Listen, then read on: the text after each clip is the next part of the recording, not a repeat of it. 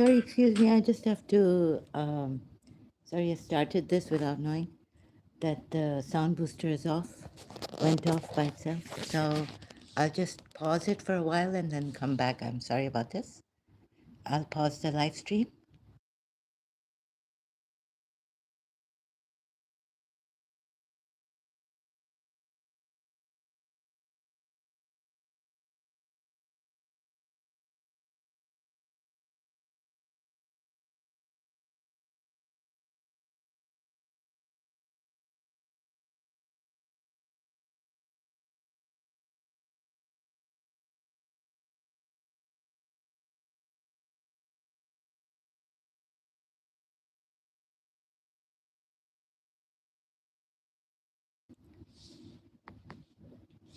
Sorry to keep you waiting. I'm here now. The live stream is going to start. Thank you for joining.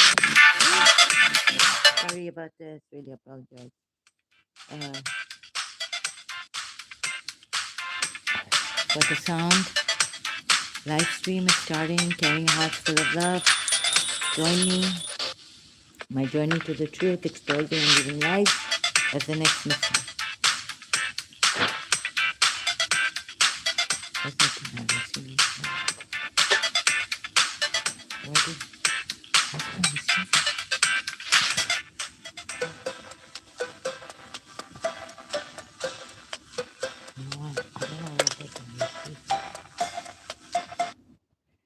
Thank you. Sorry about this. I wasn't going to come live now, but I have to save the. Oh, wrong place. I kept the receiver and my. No. And so there's this pull, there's a heaviness. Let's go red. Like, I think I have. Let me just. Yeah. Why did it go red? Let me see again. Okay, the receivers. Okay, red. Say that it's connected.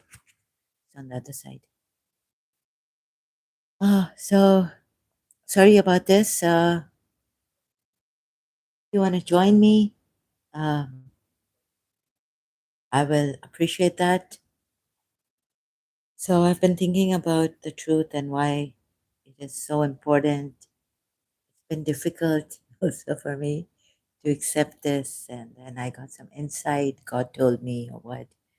Um, Looking back, where we suppress our feelings and then they come out in different ways, abnormal, erotic, eccentric, different ways. Um,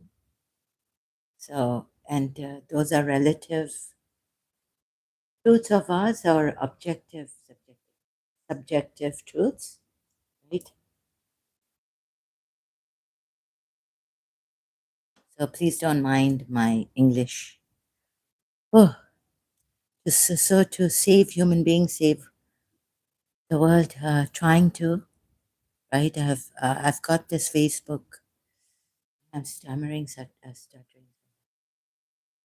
Facebook page on Save Our World, and now what is it? Save Human Beings. So whatever I have, right, and whatever I've learned, through experience, sharing here with you.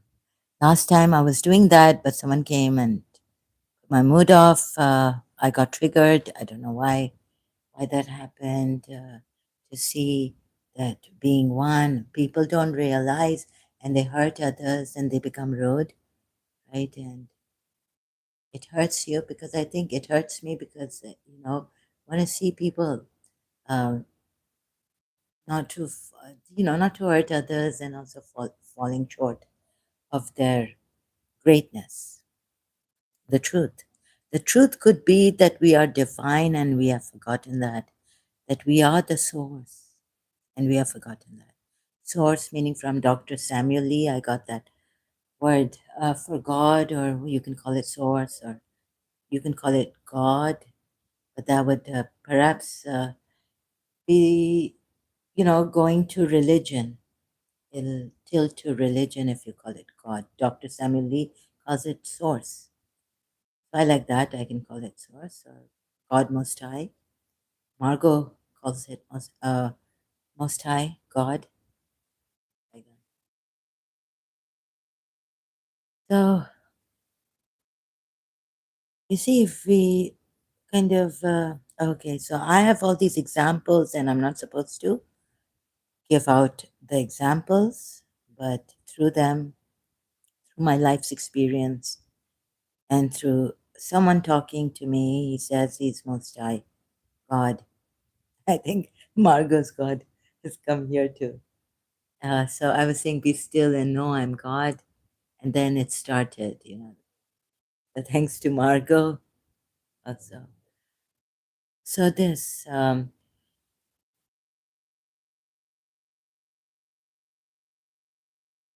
don't know how to say this. Okay, before I go on, again on this mad seeds, mad monkey seeds one. You see, he was saying that, and I didn't know how to tell him. Like he was saying, you think I'm lying? Well, I can't trust anyone, right? And then we have the narrative. And in court, if you're going to say, I know what I know, and I don't have to provide evidence, then the judge won't take that as anything. It's just everyone has their narrative, and I'm sorry, I understand. Or maybe I don't even like understand. I'm not in your shoes, like what you've been through, and it's very heavy for you. And you just wanted to, like, I also wanted to share things of, about people, family members, relatives, of which I just gave my narrative, my side of the case. And that's why Alwan came and he said he's going to, maybe that's why, like, because here you're not supposed to just give your narrative without evidence proof, saying things against your family members, taking their names and all this. I've done that. And because I was in this really terrible I was, for years leaving Karachi, Pakistan, and so using social media like this also now. Before that, I was using, so I was driven to madness in the pain and everything. I couldn't control myself also. But if you can control yourself, and please don't say, please, this kind of a way putting me in the, like, do you think I'm lying? Or are you saying I'm lying? Is not the way, right? To put it to someone. I understand how heavy it may be, as heavy as it may be for you. But so I don't think Mad would be here right now. I wish he was. So this for Mad monkey seeds, right? I was just thinking sometimes I'm not that articulate, and sometimes I feel my tone is, not that stable. So I can't get myself stable. And, I'm screaming here. I'm saying, what's happening? Just a while ago, can't calm myself down, right? So I have these problems myself. So I was thinking of all that, my condition, and that if I narrate my story to public, but I don't. So I was even sometimes I would apologize that, look, I'm saying all these things and giving you a hard time because I can't provide the evidence against my family members who did wrong to me or this, right? So this also, and make it hard for you. You see, in court, the judge, whether it's in your town, whatever has happened to you, and there are covert narcissists, but if you narrate the story, we need evidence, right? If you can provide evidence, there could be, like, for example, even Imam Hussein's sacrifice in Karbala, or even in court, the judge would require. You cannot just go to the judge. Like, you will have to be investigated or interrogated, right? When did you see this? How did, okay, bring this person, you're saying that person. So they'll ask in the court. Yeah, and emotionally, we have been such, this whole story about Islam, what is the true Islam, was changed. I could see it later on, and then I became an ex-Shia also. You know how Imam Hussein's sacrificed his women folk, his children in Karbala. So But I've always looked for evidence, right, on that also. Like, I didn't stop looking for it because it wasn't enough for me. So just the narration, or that you were there, even if someone came to me from Imam Hassan's side, like in this, hearing one side of the story. So please don't put it like this, that, are you saying that I'm lying to me here? Thank you. Okay, you understand. And even the you, David, and the you, I have had to make a, because I had to make a group, David and the brother and the you, how to pronounce that? I'm just pronouncing it. I don't use this word. Quran ayat, right? So listening to one side, he had to repent. So I know this, right? I was telling the people Surah Saad ayat, and David eventually ruled without asking the other brother. Only the one brother came with this. And you know how the police can be corrupted, and how even the evidence can be distorted, and narrations can be lies, have lies and all, right? Uh, and also, a criminal is in court, they say that until proven guilty, he is innocent until proven guilty. It's not like he's guilty until proven innocent, right? So proof is required in courts. Evidences are required. So I'm really sorry. I understand what you may be going through and what you have gone through, and what those you know in your town so close, and you're worried about your children.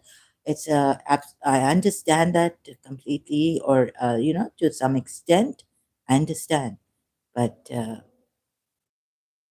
I still need evidence, like a Palestinian coming here and saying, this is what the Israelis are doing, bombing, and we've got this from the Palestinian side, that there's a, what you might call it, even in news it has come, right? That there's in Gaza there's a genocide going on.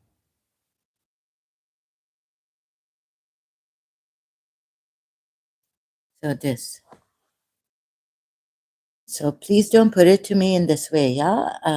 Even though, like, I understand it's heavy. It's heavy for anyone going through that. I understand that, and I sympathize. My concerns, my condolences, and all this. Those who were murdered, killed there by this group, grooming gang. But you have to give evidence here. I'm sorry. Yeah. Although about my case, I couldn't, and I even tried to explain that I have to just say it. I'm compelled, and yeah, it's I don't have the evidence. I'm sorry. In the beginning, long time ago, when I was in another maybe YouTube channel of mine, or this one,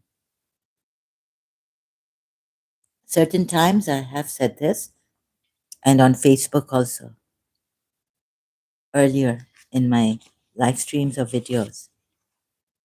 And it's not right also, but how I was in a mess, driven mad, suspicion. So I was saying, oh, they've got me now, and my case was like this. I'm sorry, it's different.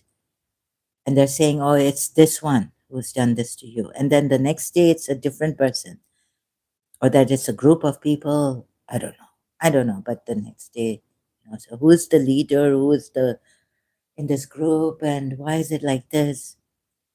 And I had to say these things without evidence. I apologized, but I couldn't help it, I said. Okay. Now, what is this? Yeah, so indeed, my brother has 99 youths, and I have one youth. So he said, entrust her to me, and he overpowered me in speech. We saw that 23, now 24. David said, he has certainly wronged you in demanding your you to his use. And indeed, many associates oppress one another, except for those who believe and do righteous deeds.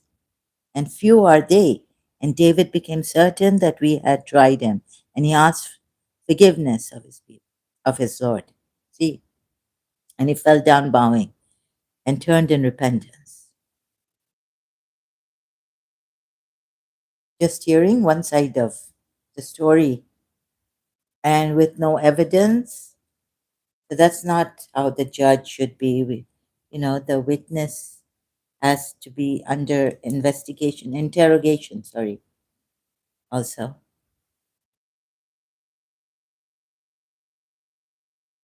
Now we go to this, so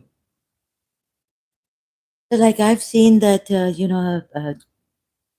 like whether I couldn't find out, I didn't know, I was not certain about certain reincarnation. Like there's not much evidence that we can, the soul's transmigration, science hasn't found evidence of that, but that in us, like I say, oh, here I feel like I'm reincarnated, and I say certain things like the reincarnation stories are there on YouTube, and also, they're there, but we from inside or get hypnotized, but we don't have that scientific. Okay, so we don't have the scientific proof that my even about the soul anything much, but that the soul doesn't. The no evidence of the soul's migration, transmigration. And also like thinking that it would be too much for the person in college, and she's even though older than me, 36 years or so, for around like that, 40 years or 36 years old, older than I kept this thing. Then you see, the feelings were too overwhelming, and I saw a documentary I can't find in my hostel downstairs. They had in the lounge, yeah. They brought the TV and showed the documentary. Lebanese children or Syrian children. I think they were Lebanese children. They were overwhelmed to meet their, the ones they were telling the story or something, and they found out that they found their reincarnation family or mother or this. And the whole works, the emotions. So it's very overwhelming. You can even see the movie Somewhere in Time, and another movie, chances are it's on reincarnation, an Indian movie like Madhumati. The latest Indian movie on reincarnation, I can't remember. Oh, Mehboob, what's the Emma Malini and Rajesh Khanna's? Yeah, in 70s. But earlier than that, black and white movie, Madhumati.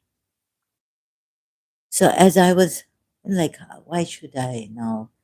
I had grown up now, and I had a attachment, emotional attachment with the teacher earlier on, but that went. God gave me the grace, and I let go. Finally, I was in hell. This pain was not leaving me, no matter how much I tried. But then it left, and then I was with this teacher, principal, and then I was throwing up in college in the first year when I was trying to, because in childhood, you go to a teacher and say, "Oh, I love you, I adore you, miss," and all that, and but here I was like stopping myself. Said you're too overwhelming, or I'd come too much on her. Like what do you call that? Be too hard on her or something like this. So even relative truth, find your truth or your true self, right? Why is it important? So this is a talk. I'm sharing. Sorry, I'm sharing. Maybe I can help someone, right, on this. Why do we need to find our truth? And has this the universal truth about ourselves, or that true truth to every human being, right? Meaning about ourselves has been covered. Why has it been covered? Now I can't say why has it been covered, but I can just maybe not provide that much information, evidence. So the information from my own experience, I can tell you, and what I've been told. that if, maybe it's covered, you can watch Dr. Samuel Lee on YouTube, how the Matrix covered it, the truth, things like that. Or if there is a God, anyhow, or are we divine and we have covered it so many, many years ago? Yeah. So there was something I just watched and found I'm not sure about. I don't even know that, but that's why I asked again. I don't even know who I am after all that doing pure awareness and I am who I am. Not that Descartes saying I think, therefore I am, but that I am, therefore I think. Thinking, mind, everything is in this. Now, when you find the truth, relative truth also about yourself, like if you are a homosexual or something about yourself that society, someone's made fun of you or your religion doesn't allow you, and you have disciplined yourself. That kind of discipline, you've done is unhealthy, right? But something comes up later on, someone brings out that truth that you have disciplined and you thought it's evaporated. You've forgotten about it inside. And so it's not like, the boiler, the water in the pressure cooker is boiling, boiling, boiling. And then when it whistles, the pressure cooker, then you know that it's boiled. Okay, the water is boiled, or whatever the egg in it is done, hard done, right? You know that, and then you take it. But this boiler, you put the pressure on yourself. The truth, like I'm using an analogy example of the pressure cooker. What if that water also got evaporated in you? The way you disciplined yourself and you wanted to sacrifice for someone or your religion, excuse me, right? So all that truth, our relative truth also of being homosexual or something our religion doesn't allow, and then you completely, let's say, I was asking God through me, what if she or someone he completely can you evaporate it? Yet the evaporation is in the atmosphere. Maybe it comes back, even if you evaporate it, so you can get it back, right? The water going in clouds and then coming back. So something later on could bring that all that evaporated water that you have burnt, boiled, and finished, evaporated, come back inside of you, and then it becomes a lot. It comes in like it's a storm now. Comes like a storm, and then you can't help yourself, right? 62. Oh, this number is important for me. Relative truth, also suppressing, repressing, things like that, could be very, like, it would either come out in a different way and then it would not be in a normal way coming out. So maybe you want to, like I was singing in then the Walkman, I thought it was a habit, bad habit. It has become now in college years in Karachi, and I was doing my BA, not law.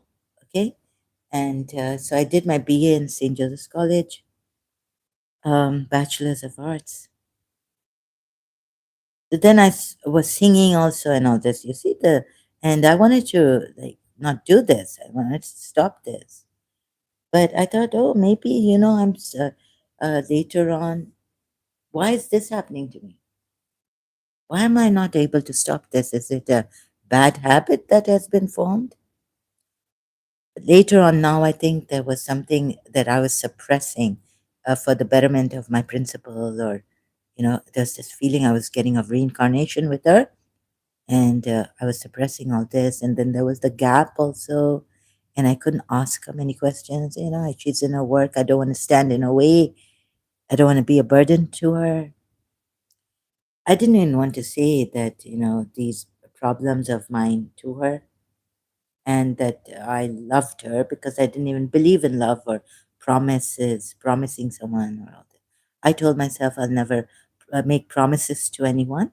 If they ask me for something, I'll say, okay, I'll try to do this. And even to myself, I gave myself a word, but not promising myself. Like, okay, I will try to do this. I'll try to stick on the word. It's like a promise, but giving, yeah, giving yourself the word.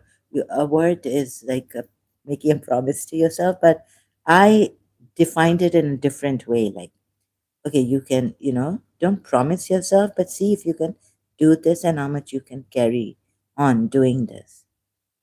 Because the soul, I feel, no, that the human being is, weak. Sometimes in my weakness, there's a very thin line between sanity and insanity also, right? My psychologist told me this. So the relative truths are pressed also could come out in a very unusual, strange way. Come up, come in, you've done all the discipline and all this, and that's this discipline. This is superficial, military discipline you've done, sacrificed and all this. And then one day you say, "Oh goodness, I sacrificed for this, that, for example, and this.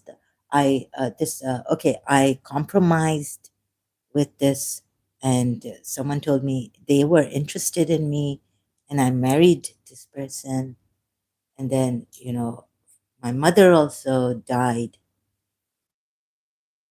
after my 3 months or 6 months of marriage, and I've been with this husband of mine."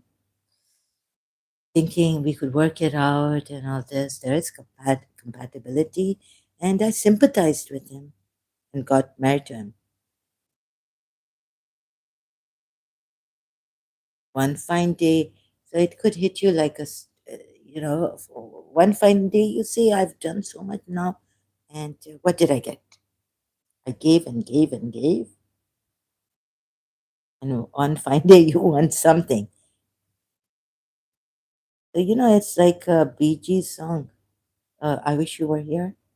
So I will sometimes express myself through songs. I wish you I wish you were here. And this person who has come previously saying, who is this? Who are you talking to? Can you imagine? They come here. Oh my. So this is I couldn't, like, who am I talking to? This is sharing what I've learned, and then I don't give prior notice. So later on, there are people watching. And when I leave, when I'm done with this, end this live stream, and when it says done, when I have to press the done, I know how many 17 people viewed it without my prior notice, or 47 people, sometimes like that. 47 it came to people. One live stream of mine recently, something like 45, 47 people viewed it. So I keep it, in the library, like on my channel, and you can watch this later on, right? So this is not like this question he asked, who who are you talking to?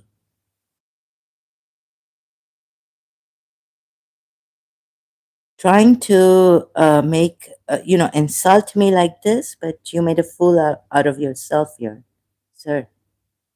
Coming here. There are people who do this, trying to put people down, insult people, sneaky way, be rude. But actually, sorry to see, very sad. I mean, it's not very sad, but yeah, to see how these. So they must have lost something, or they've suppressed the truth.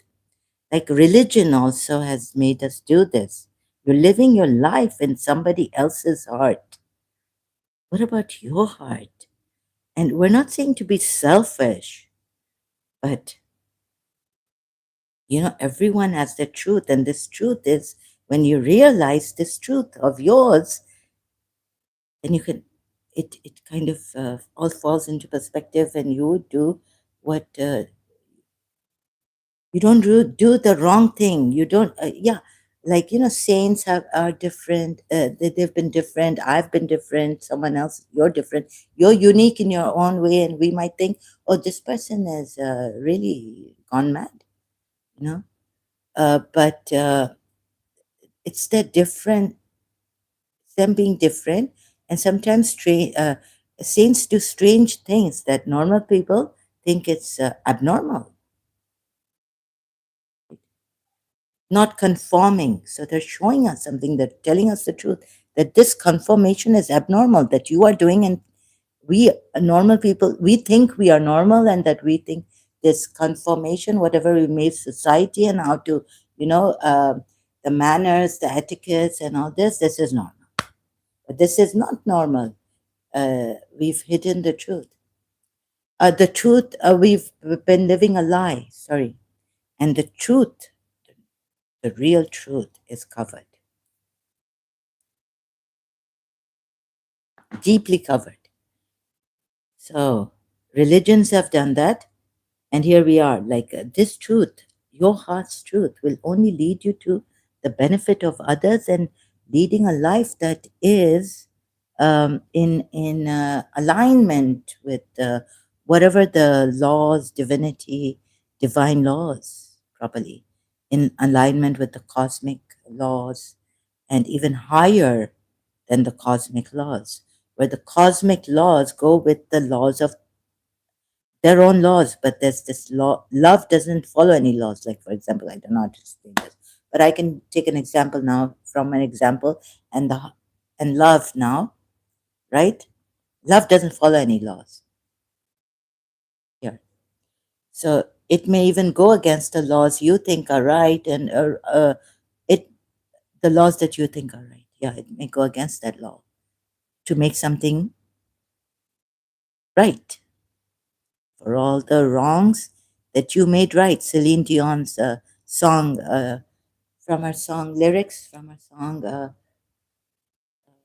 you were my strength when I was weak, because you loved me, for all the wrongs you made right, right?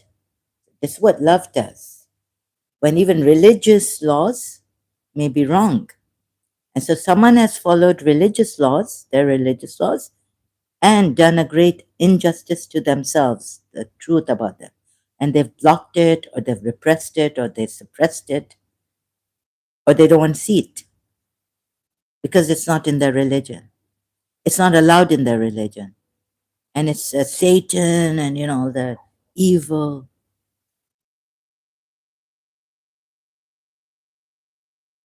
My love is as strong as oceans are far apart.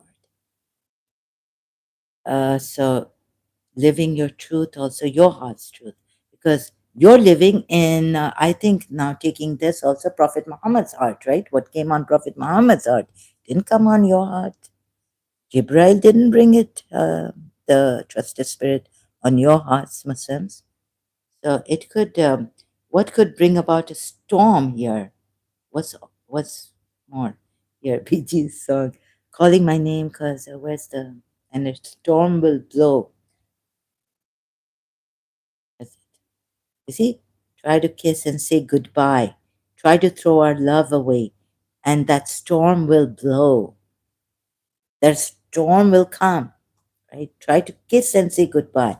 Try to throw our love away, and that storm will blow, or that storm will come.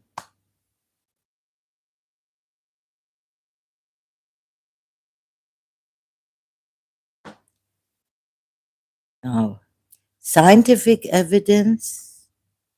So I don't know, but this is what happens, right? You're living with a man insane. These people who think they're sane, and they sever ties, and they make, you know, separate. Like, oh, daughter, you're not getting married to this man you think you love. So it's not love, it's a crush, it's a teenage crush or something. They don't agree to it, or father, parents don't, mother, father, or society doesn't agree to it, and you sacrifice. Maybe you live your life, you know, with that sacrifice, and you're okay with it. Jesus or Prophet Allah has helped you. you think. But in my experience, I've always seen that if I hide or try to run away from a truth, my truth, that's against my religion, or because it's against my religion, or because it's too much, I want to save a life, like not be a burden on someone. They some say, "Oh, you're too much with this love. People are scared of your love, right? And it's dangerous." One said, "It's dangerous to have this thing with my sis. You know, it's dangerous." But what is most dangerous is to not accept your truth and run away from the truth, whether it's relative, your own subjective, whether it's objective, or whether it's, and what the religion's giving you as truth is not truth. You need to trust yourself in that, right? What is your truth? And you need to live it, at least accept it. And you've like you have if you think, okay, you've disciplined yourself, but the other person has, even your discipline will go, all those years of discipline. One day, if someone comes and reminds you of your truth, your internal, like, all that will go one day. It might go. Oh, I'm thinking of someone. And our truth as beings of oneness. So please excuse me, yeah, if I, say something wrongly, or but you get the gist of it, please, and you can correct me in your mind when you're watching this. So, I say, I use wrong words also and say it in a wrong way or something. I've said wrong. Please correct me in your mind. Then we have the truth of our beings, of our being. What?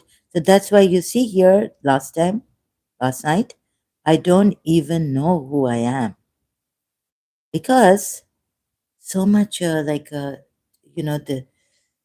so much I've seen, and people going where, and myself changing to, I was a sober, quiet person, and I didn't like that also. Like, I wanted to be lively, not this way. But then when this kind of too much joking. Oh, and another thing is, there was this person, and all of now I have to give examples. Yes, yeah, maybe this person. So after a long time, like, he was in school. He was my friend's friend. He used to, like, just say hi to her and all that, right? But his, his tone wasn't his normal tone. And I realized that he's hiding something, and that's why he's talking like this, like, hi, hi, Fika, and like, I knew that this Pakistani, and I knew he wasn't. So he wasn't being like, how to say it? I can't find words. Sorry. He wasn't. He was hiding something. His tone was not normal. His own. He was putting on his a tone in his voice. That tone. So one day when we, I think in St. Michael's, or what, we left, or we graduated, and he and his friend were taking us to this Blue Lagoon, like we called it, away from Sanspit and all this. It's hardly, no one knows. We had one car, and the tires could be punctured because we had to go through these rocks. It was like in between the rocks, hill, mountains. Yeah, we had to, in this car, right? Oh my God! And then they told us that even the, maybe, I don't know. Okay, so we were going there, and then I said, now I think I should tell him that, you,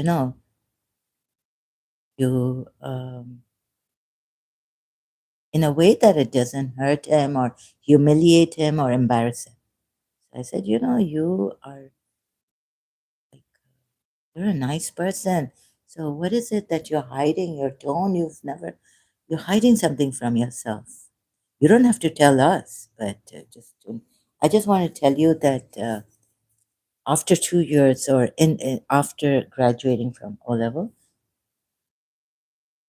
I finally couldn't like I finally said, okay, now you can talk to him and say this. And he just went quiet. And he's never spoken to me, just my friend, right? He just went quiet. You know, like that Indian song, Tum itna jo muskura rahe ho, kya gham hai jisko chupa rahe. So, you know, we hide a lot of things. Sometimes we're blind to things, and some things are covered from us. We've been lied to so much that we are not God, or, you know, like for example, this, or about against politism, even. Uh,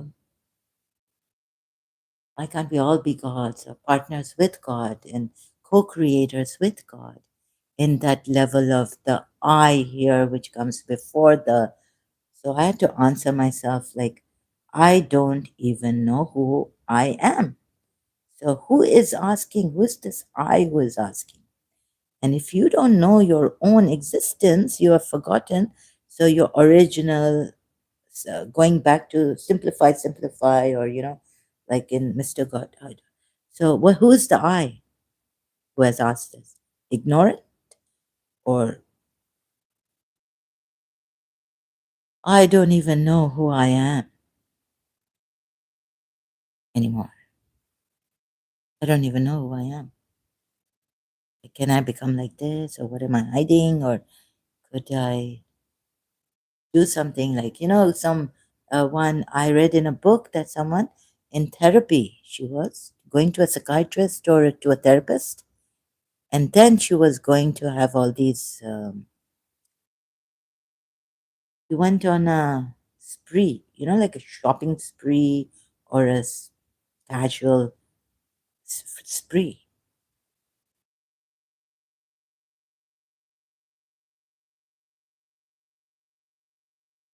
So that's why last time I couldn't express properly why I'm sharing with you this. What is so important about this that I have, you know, this question I ask myself. Why do we need to know who we really are? So, would it help us?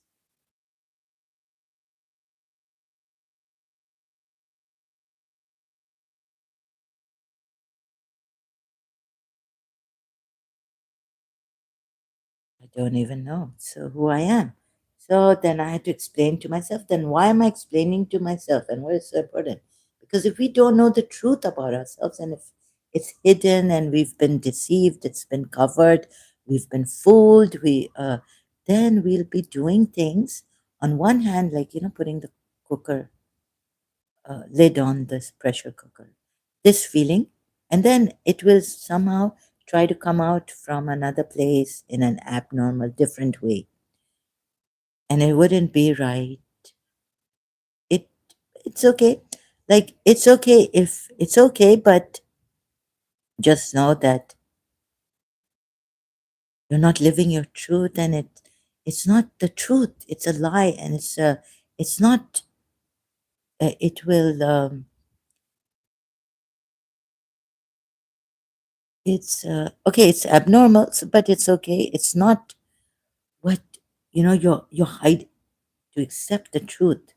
You're hiding from it, or you're hiding this feeling. You put a lid on it. It'll come out from another way. But know that that is the thing of what do you call that?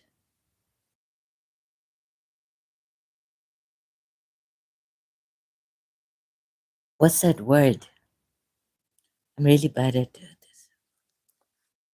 That's the I can't make videos. I wish I could, but I can't. So that's why I come live streaming. You see, I had to forsake another day. No supermarket, and my I just have two pieces of sliced bread. So I usually it fills my stomach, bread and butter. I can't get. So this has really got me down, like until I get this truth.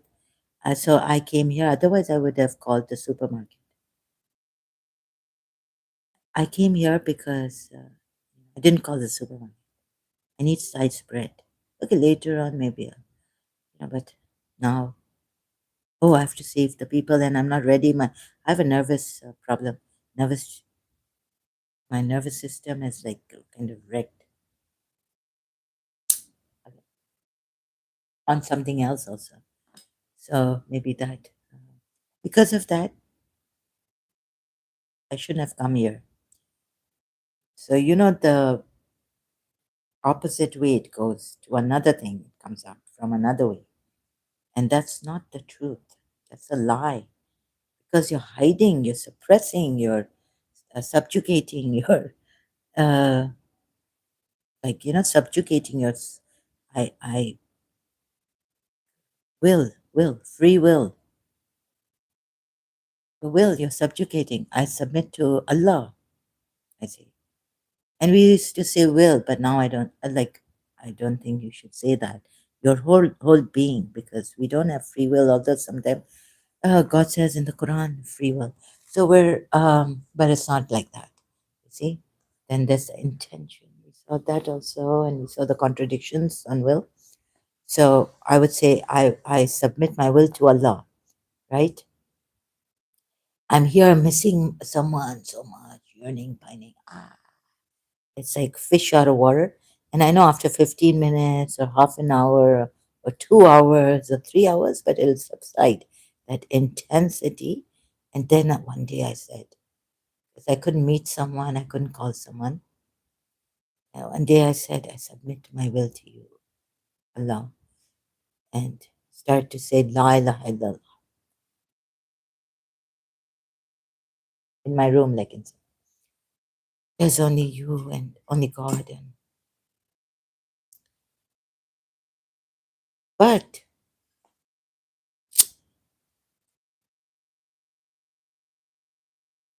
yeah, baby Mariam, help me. Like that, yeah. So, and then the feeling comes back. So then I had to sit myself down and say, is this the object of your desire and not love? You don't love this person. It's a desire that you want, because love will never let you want something. Love doesn't even have need. It just has that thing of that need of self-expression, or what. It is just in natural. It and then it's not. You can't call it a need, because you. It's not needing the person. Okay, you can love the person who needs you, but you're not really loving the person, right? You're just compromising or feeling sympathies for that person. I love you because you need me, and not that I love you because I need you. That's a good, honorable thing to do. But love has no need, and you're not being true to yourself. You're just sympathizing. You're just, I love you because you need me, right? Remember, that person doesn't love you, they need you. And love doesn't have that need. Love rejoices in your freedom, in the other person's freedom, in giving the other person, yeah, they have a choice. But this need, when you have the need, it's like a compulsion, right? It's a need, that necessity. Love doesn't have that. Love has a choice.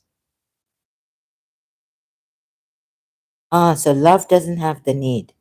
Love has the choice that I share my love, I'm divine love, and you are divine love, and we not need, but we, sharing that love together, caring togetherness is not a need.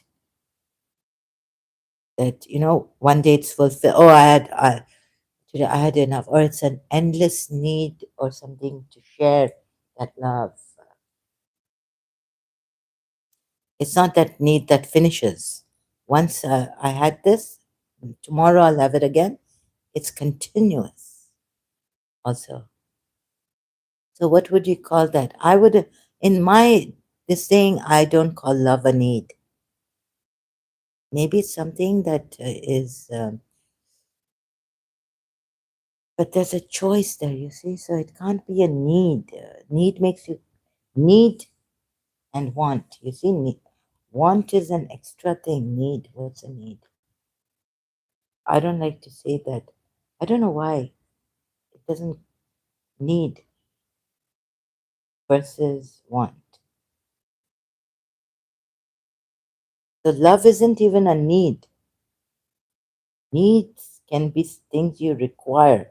We need to spend on items for everyday living. People often refer to their needs as the essentials. That's what.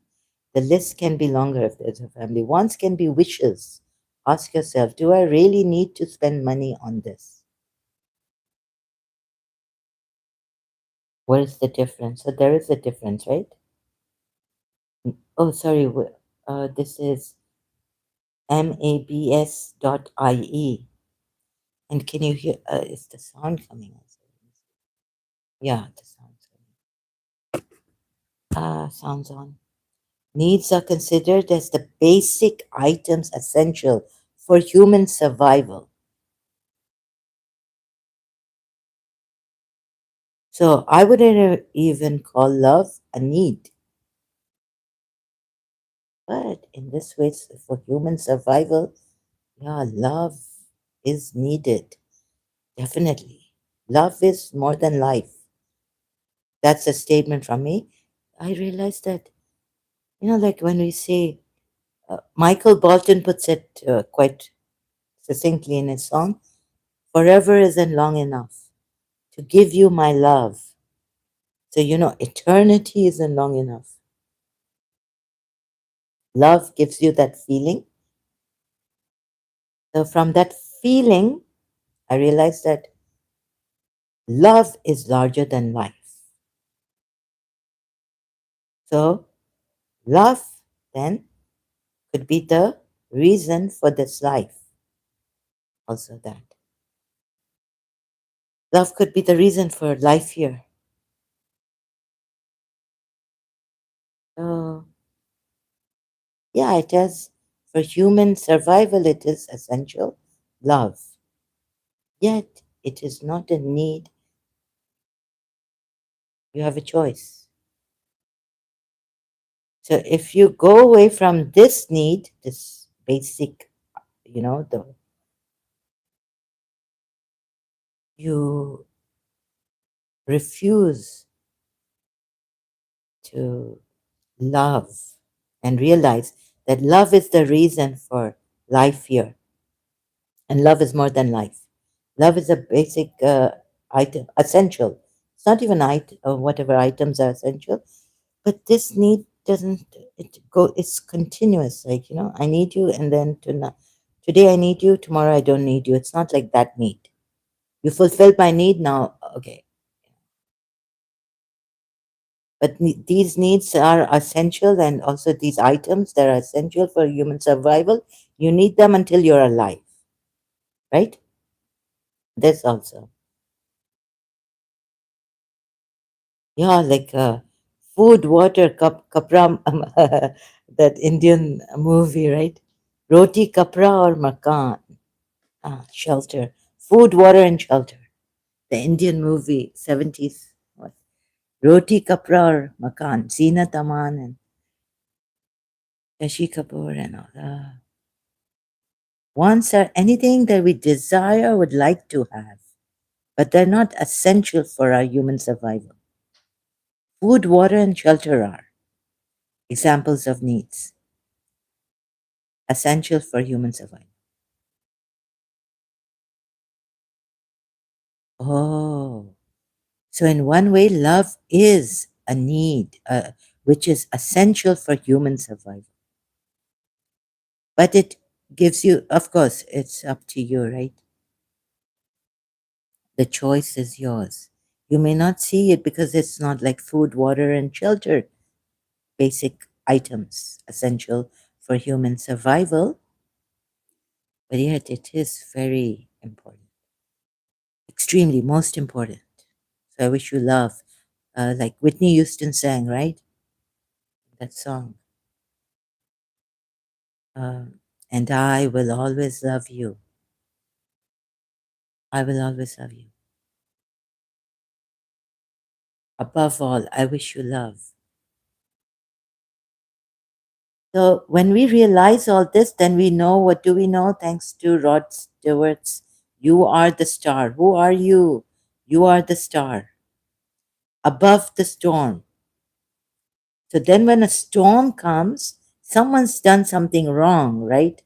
And because they have, then the storm will come because someone has severed ties of love, relationships, and all this fraternity.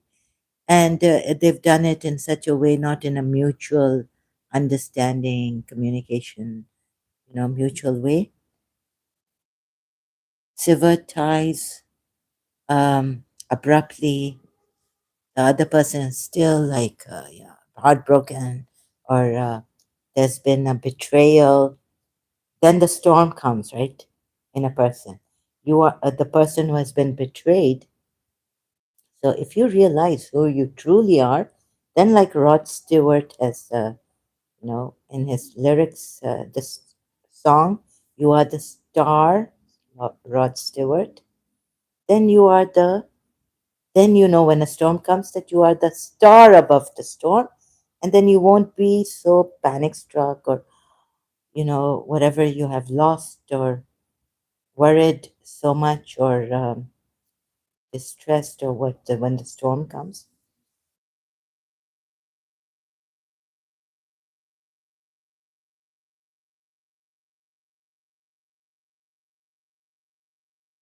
See, and you're the star, the shining light, the morning dawn, and when the sun comes up so bright, the closer I get, yes, it's true. You're the star above the storm. You see? Do you get it, or do I need to explain more? So let's say the truth of us is that we are stardust, like Liana on YouTube. So I can't remember her whole channel name. He said, "You're the stardust inside you. You is this you. It's the stardust, right? So we're the star. If we realize, let's say we're the star above the storm. So we are above the storm. Yet, in body, in mind, yeah, form, we are not above the storm. The storm can take us, but still, if we realize this, that we are the storm, we are the star, what would that do to us? Our truth beyond the body, mind, huh? It wouldn't, what loss? We wouldn't be feeling that loss, that much the loss, right?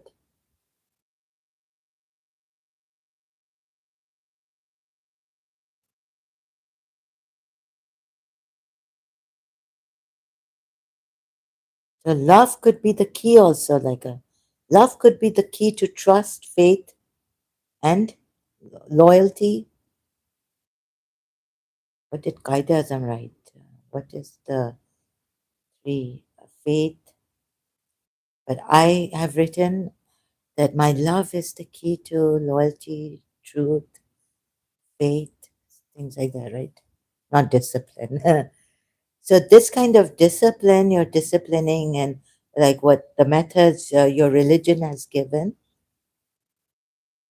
and you're modifying yourself, you're changing. What are you changing? So coming to Jiddu Krishnamurti too, what is this, that uh, we, the being wants to become something, or life, and as we are growing, the environment influences our upbringing, and our religion, our laws, society, parents, how they have grown up, so it's on us.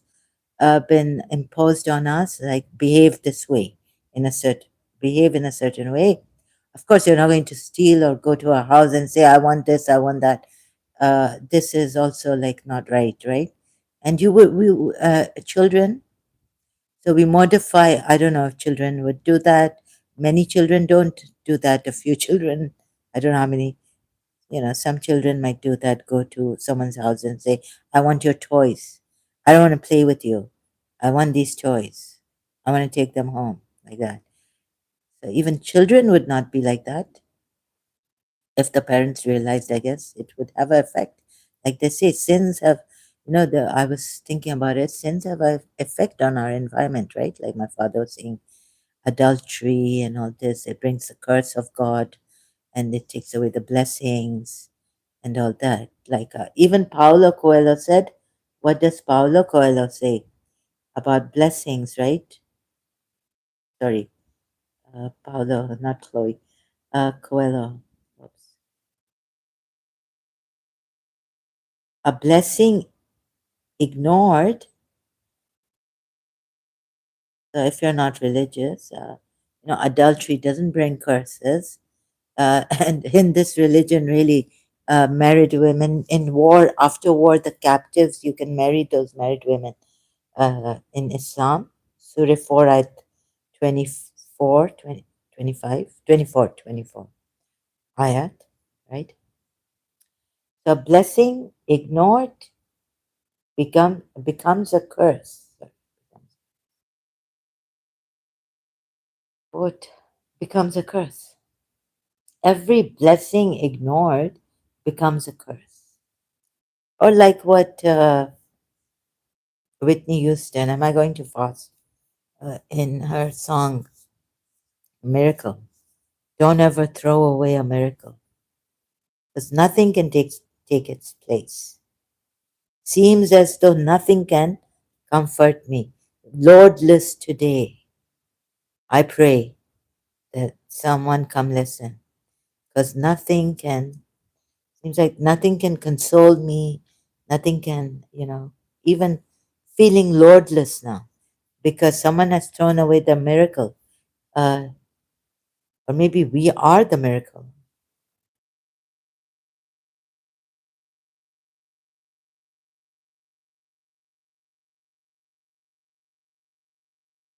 So this would be like in a religious thing or even spirituality if you count those things that we have. Or we have abundance. It's a blessing or a grace.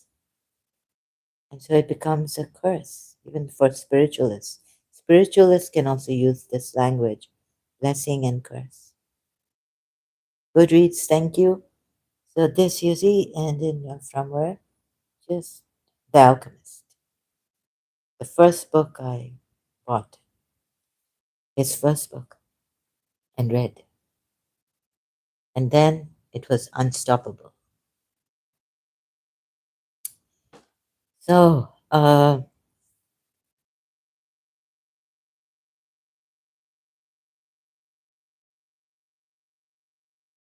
okay, but I'm not prepared for this. I'm sorry, and I might be stuttering or, muddling up words, not using the right words. But I hope you get the gist of it. So now, what are we truly? So that would help us, right? If we knew who this I was, and now this I has become so ignorant, when this I could be I am. I am that pure awareness, and I am the being that is without form um, in existence. I am pure existence. All this form is inside of me. I am all prevalent above it, or no, I'm in it and I'm also beyond it. And so, like Jiddu Krishnamurti said, this Krishnamurti also to show you, sorry, we forget. So if we forget the I, become so ignorant, like, and so like scared. Who am I? Am I the change?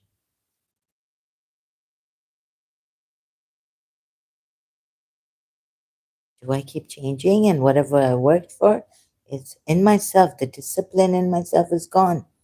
One day, it's like, Shams comes and Rumi, a scholarly, a Sunni scholar he was, used to write treatises or what, right? Scholarly things, religious. Teach also. He used to teach. And then Shams comes and throws all his books in the water or what, burns it and then brings it back, or this all. So, what's the truth? What are we really? What was Shams telling Rumi? Jiddu Krishnamurti on our being, and this is time. At least he worked this out and showed us, right? Being and becoming. So the being, the original being, without the pure being, let's say the pure being, where are you? On being and becoming, one of the greatest spiritual teachers, philosophers of all time, Jiddu Krishnamurti challenges us to question all that we know and discover our true nature. And once we discover our true nature, then why are we doing this? I'm not doing this. I mean, I'm not like, why do we have to discover our true nature? And this is sharing. So, who am I talking to? Right? This is sharing. Then it's like a podcast or something. Just sharing, right? I don't have to put that. So, what happens when you discover your true nature? Can you then move away from your true nature? You have a choice. But once you discover, let's say you discover you are the kingdom of this heaven, or you are God, kingdom is inside you. So you are the bearer of this kingdom, like Jesus Christ just said, the kingdom. And you are the king, you are the queen, you are the Lord, you are the God, you are the creator, and you have forgotten. So can we then go for uh, wanting to be a king on earth, earthly king, earthly queen? Would we go after material things, accusations, conquests? Yeah. If you knew the world, like I've written, I know, oh, how I know this world as if, I've traveled around the whole globe world and I know it so well. Oh, I know it so well. And I didn't even have to take a step forward, but I wrote, a man takes a forward to progress or succeed in life, or to conquest, for conquest, right? To conquer. What, which step will you take? And do you even have to take a step forward to know the world? Oh, this world I know so well. I didn't have to take a step forward before going to London or after. But I felt this joy of the world, like I felt I knew the whole world. I cannot describe this. It was like a maybe like an inspiration that came. You know how the poems come? I don't even know how the poems come. It's like, to me, how can they just come out of the thin air? It has to be an inspiration, right, from some divinity or from the realm of truth, or the realm of inspirations or revelations. Sorry, I don't want to call it revelation. But yeah, not that religious revelations, yeah? And you cannot even make out. You think this revelation is from God to a human being in his heart, from brought to him through the trusted spirit, namely Gabriel. But read your own book. You are a perspicuous book. Didn't Rumi say this? So you have the revelation in this book. Quran may not be, though it may seem like it's from Allah. The true God, but it is not. It could be from Shaitan also. Little do we know about ourselves. So, what did he also, that saying of Prophet Muhammad we've heard? I don't know if it's true or not. Know thyself. It's what the Greek philosophers said, right? So, once you know yourself, you know God. Like this is what Prophet Muhammad has said, right? Know, why has he said know yourself? You know, when I was a Shia, I heard this. Prophet Muhammad has said, know yourself. Or has he also prayed? Wait a minute, has Prophet Muhammad said this? He has prayed, oh God, let me know things as they are. Whoever knows himself knows his Lord. Yeah, this faith in Allah. Thank you. Abu Amina. Oh, Abu Amina Elias.com.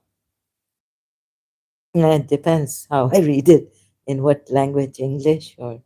So I could have made a blunder here. Sorry, Abu Amina, I may have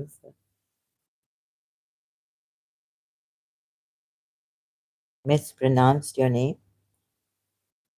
Expression means. So yeah, we knew to know yourself is to know Allah. But Abu Bakr Karoli also. Muhammad. See, we've heard these sayings of Prophet Muhammad. Let's go to sunnah.com and see the actual hadith here. None of you truly believes until he loves for his brother that which he loves for himself. Oh, sorry, I read it not in between.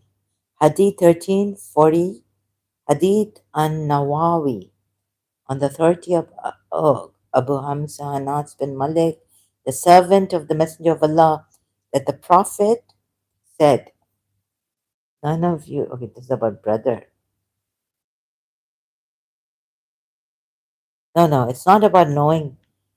So this, I'm not sure if this hadith is Sahih, but there's a hadith like this. But anyways, someone has written, we just heard it. Oh, Hil- Hilyat al-Awliya.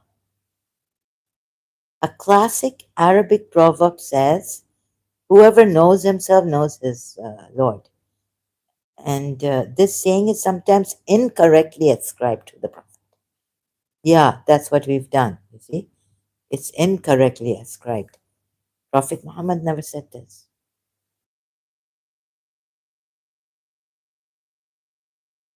Oh, so whoever knows, thank you, Abu Amina Elias. No, Elias.com. See, I was going to, still, mispronouncing. Elias. Okay, sorry. So whoever knows himself knows his Lord. It's an Arabic proverb, not Prophet Muhammad saying. And this is a Greek saying by, know thyself. Socrates said it. Who said it? Plato. Know thyself. I keep forgetting. Know thyself. Also Greek. Know thy less. Know thyself. Sorry. Ah, oops. Greek.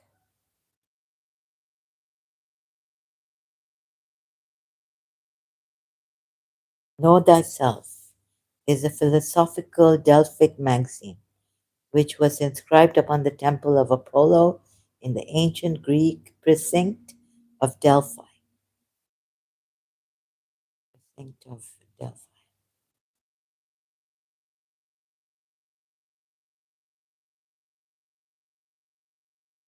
Why?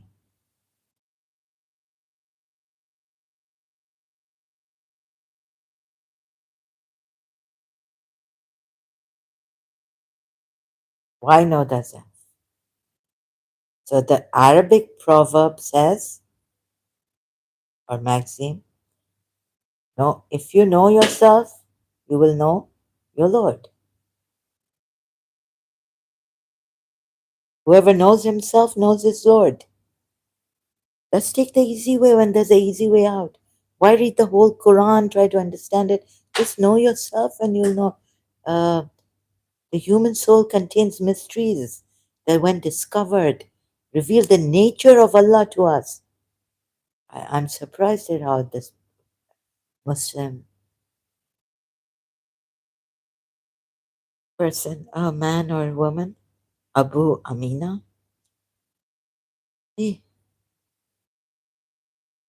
so God says in Surah Sajda ayat 13, He has not guided the soul, meaning He has not even given the soul any knowledge. You see, when Samiri saw the footprints of the messenger,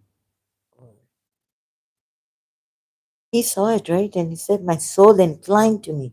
But Allah says, now you see, human soul, it's also like Yusuf says in Surah Yusuf. Our souls are prone to, a soul is prone to evil. If Allah had not had mercy on me, so we stop relying on what our inner being wants to tell us or the soul is telling us. It's a very dodgy thing according to the Quran ayats, which I discovered, right? And contemplated on like Surah Taha. It was very frightening that if you leave the Imam of the time or the caliph or the prophet of the time. Musa isn't the Imam, right? But then we were told after Prophet Muhammad Imam. So we have to receive guidance from them, for they are the light. Prophet Muhammad was a light, the light of knowledge and this intellect, this and that, right? So when the Imam is absent, we cannot take action and we cannot go beyond the boundaries of Islam. We have to stick to it. We cannot walk behind them, of course, and the Ahlul Bayt, the Prophet Muhammad, that's it, and not walk uh, forward, before them, but walk with them. Walk with them. So we're not supposed to walk ahead of them. Sorry, ahead of them, right? Oh, thank God I got the word. Ahead of the Ahlul Bayt. Prophet Muhammad has said this, I think. Surah Taha ayat also. Oh, before going to Surah Taha, if I forget, I'm sorry. I'm going very fast, so I have to. Prophet Muhammad said, do not walk, or maybe this is ahead. Do not walk behind my Ahlul Bayt, or the Ahlul Bayt, and so on and so forth.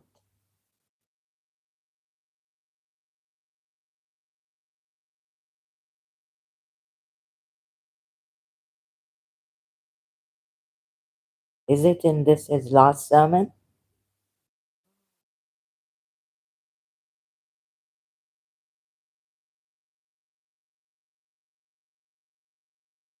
No, no. But he also says, like, do not, yeah, about that. Minding you about the Ahlul Bayt. Um, I can't find that now. Let me see, Shia,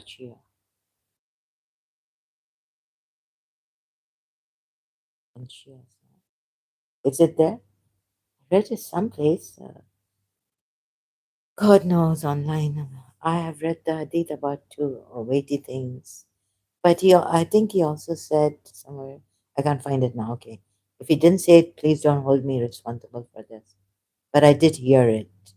So I'm saying something that I heard or maybe read, but I can't find it. I apologize. So, like, do not walk behind them, but walk with them. Do not walk behind my Ahlul Bayt. Or how has he said it? My family, my project. My Ahlul Bayt would be Bibi. This would include his daughter. The Shias believe that the two, like, or whatever the Shia. Oh, sorry, this is the Shia website. Now I have to go in about the two weighty things. Walking. Anyways, so what was the point before I forget the point? Yeah, searching for it, I'll forget the point. And I sometimes also go too fast in this. And then even if going slow, I forget the point. So let me not forget the point. Why did I say this? You see, the soul, Surya. So you have to, Imam, Surya Taha, about the Samiri, you see? So we can't even rely on ourselves, our souls. Ourselves is our souls also. What is coming from the souls when the Imam is present, or even when the Imam is absent?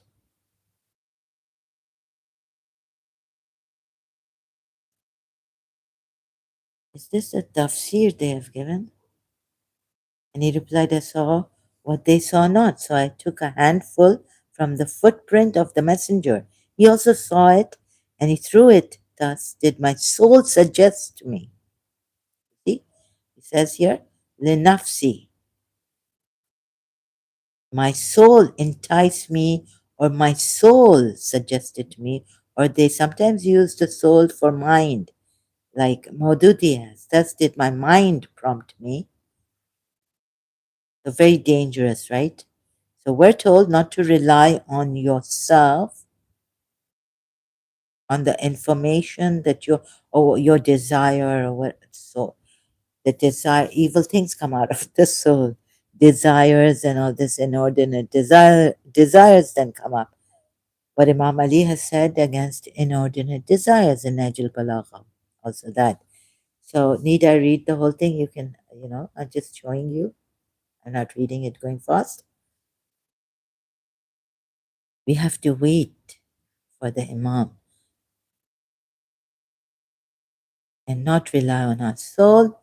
You see, so because Yusuf has said in Surah Yusuf, Hazrat Yusuf, my soul, no, the soul is inclined to evil.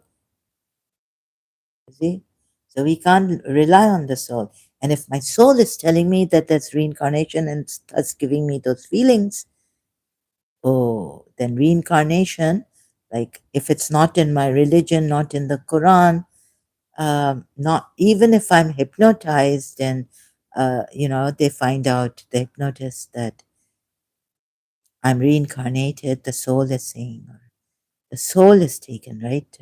Asked and says, go back and this and that. It's the soul from us. The soul remembers. I cannot believe it, right? No one would. I mean, no Shia would. It's not written. This is from the Satan then. I wouldn't have even opened a book on reincarnation.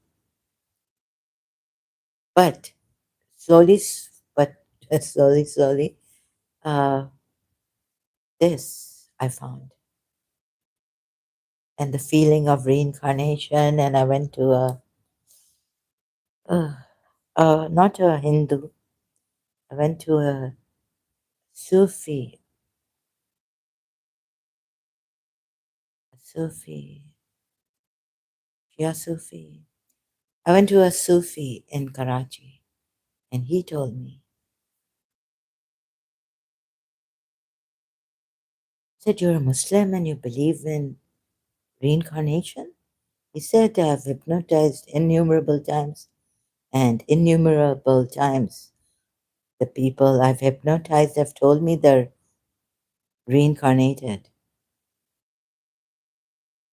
So there's that kind of evidence from the soul, from the people who were hypnotized. So the soul is also inclined. Quran says the soul is inclined to evil. So I couldn't trust in the soul inclined to evil. These kind of ayats scared me. Even if having a dream, waking up, I have to, then I asked someone and they said, just entrust your dream just face the Kaaba, Qibla, and call Imam Mahdi and entrust your dream to Imam Mahdi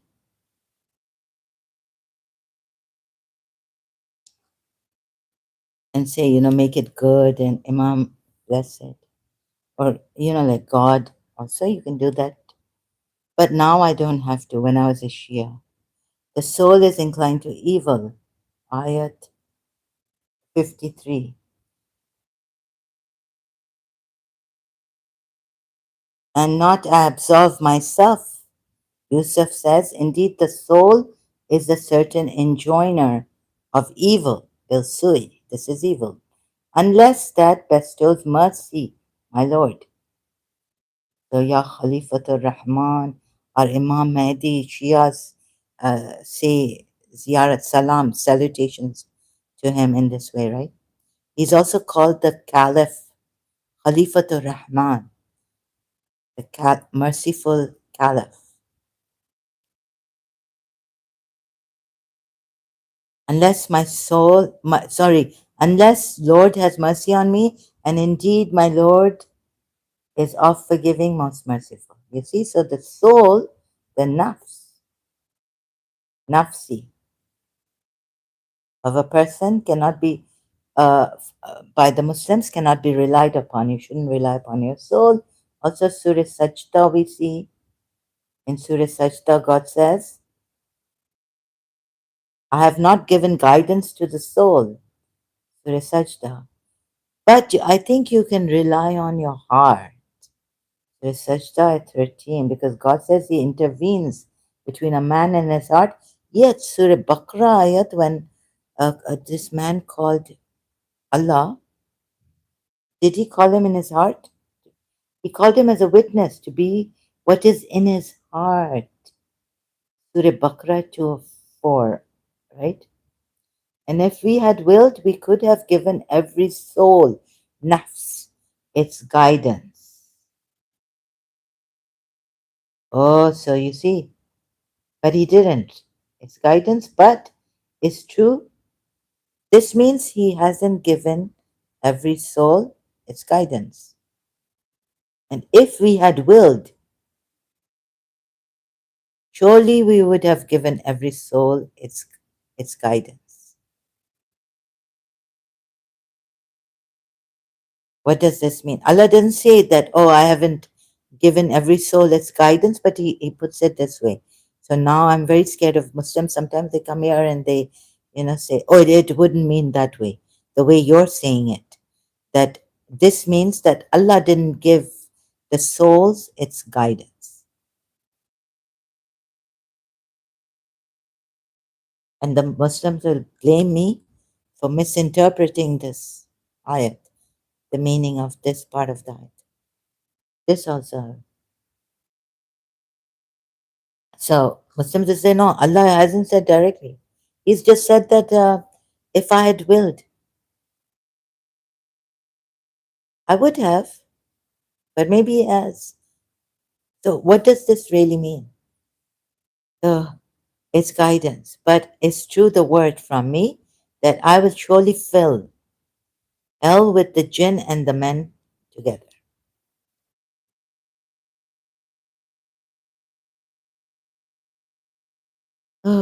If only thou couldst see when the guilty ones will bend low their heads before their Lord, saying, our Lord, we have seen and we have heard. Now then send us back. So this Yusuf said, he sent me the Sayyid in an email saying that there's no reincarnation because, these people, I told him they're kafirs, they didn't believe, and maybe they don't even believe in reincarnation, that God could bring us back on earth. Like surely oh, God can give life to the dead. He has, Quran has. But now you see, who did He give life to the dead? He first told them to die, and then He brought them back to life. Those were the ones running away from the battle or war. So now this was sent by the Shia Sayyid Yusuf Zaidi. This is the ayat. The other ayats which say that which kind of imply, kind of allude, sorry. They're not explicit, but they allude or imply that there is reincarnation. Not direct. But Yusuf Zadi has to send me this ayat, that there's no reincarnation. Because these kafirs, these disbelievers, guilty ones, also guilty ones, will bend low their heads before their Lord. These guilty ones are saying, Our Lord, we have seen and we have heard. Now then send us back to the world. We will work righteousness. For we do indeed now believe. And so they're also the disbelievers and they're guilty of not believing. The Lord will tell them, and if we had willed, we could have given every, right? The Lord will say, No, no way. Where was that? The angel put in charge, right? No way. There's another ayat like similar to this. If you would but see when the criminals are hanging their heads before their Lord, our Lord, we have seen and heard, so return us to the world. We will work righteousness. Righteousness. Indeed, we are now certain, right? Maybe it was a similar ayat where the next ayat or in the same ayat, Allah says, Now, no way, go to hell. Like that. So this, the other ayat, where Allah answers that. But here Allah says in another surah, if we had so willed, we could certainly have brought every soul its true guidance. But the word from me will come true. I will fill hell with jinns and men altogether. I don't know what he means by this, right? But however, one thing I like, are we supposed to, who are we supposed to follow?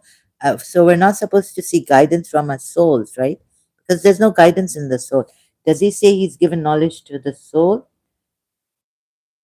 Is not. Now, I need a direct Quran ayat, not some tafsir or something, right? Indirectly, the knowledge to the soul. But has he, okay, he's not given guidance to the soul. Who has he given guidance to? Abraham and all. Chosen, his chosen ones, who he chose above others, above the Alameen. Ah, not us. Knowledge, but even then, Yusuf says, Hazrat Yusuf, sorry, thinks that I don't absolve myself of blame because the soul is inclined to evil. Knowledge to the, so this could go on really with this knowledge to the souls, but God intervenes. Allah intervenes between a man and his heart. And knowledge to the soul or to the heart? Then, Prana. We should get direct and very clear. If it's not clear, then it is crooked, right? They ask you, Muhammad, about the hour. Okay, this, I found this. I'm going hither and thither, like from pillar to post, these ayats. So I really had enough. Okay. And with very little, I don't even have much patience, actually.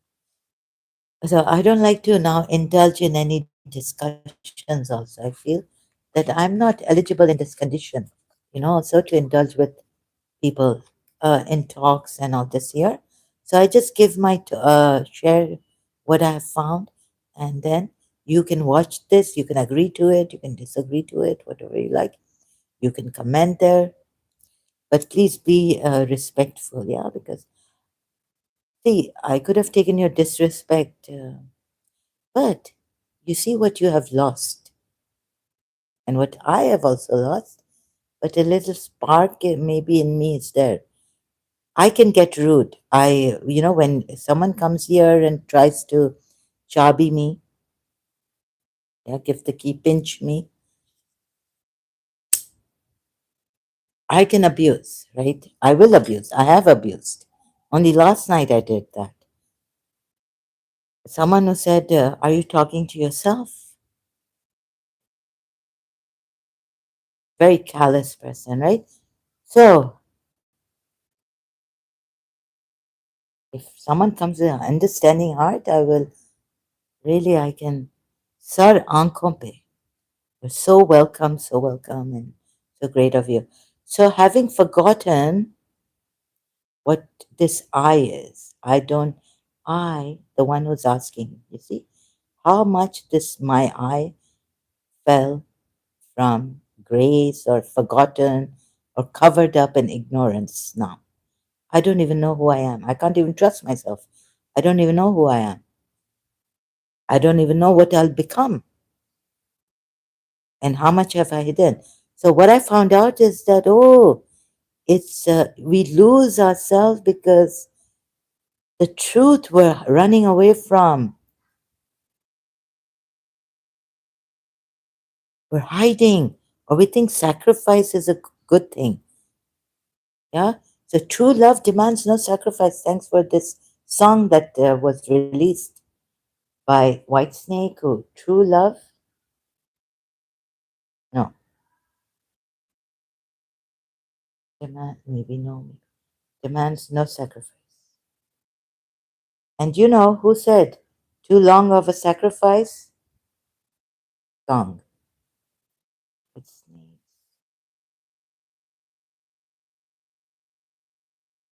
Oh, I still can't. They don't give it to me here.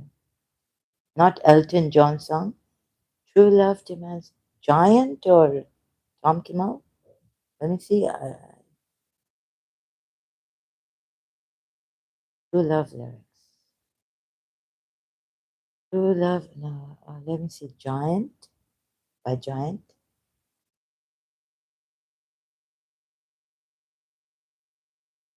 or White Snakes.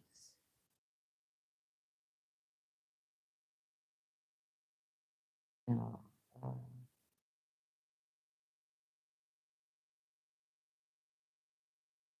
The deeper the love. That's White Snake. White Snakes. White Snake. Stronger the devotion. This love.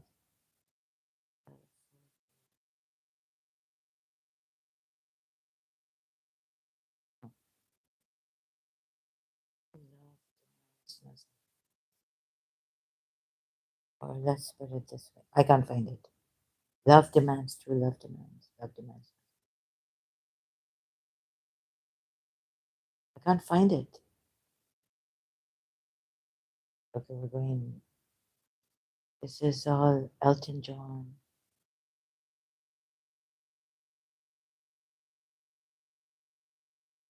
Love, true love demands no sacrifice. Lyrics, song by song lyrics. 1989 perhaps.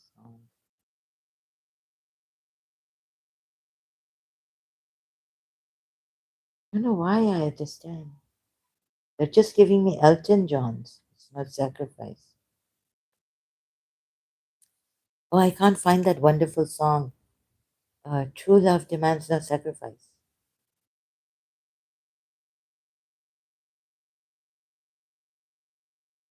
We don't sacrifice love. Who is the one sacrificing? Love. Why should love be sacrificed? Love lies, then you have love lies dying. No, it's not by Elton John. Let me search out Bing. Goodness. Bing search. I need to find that song. Sorry. True love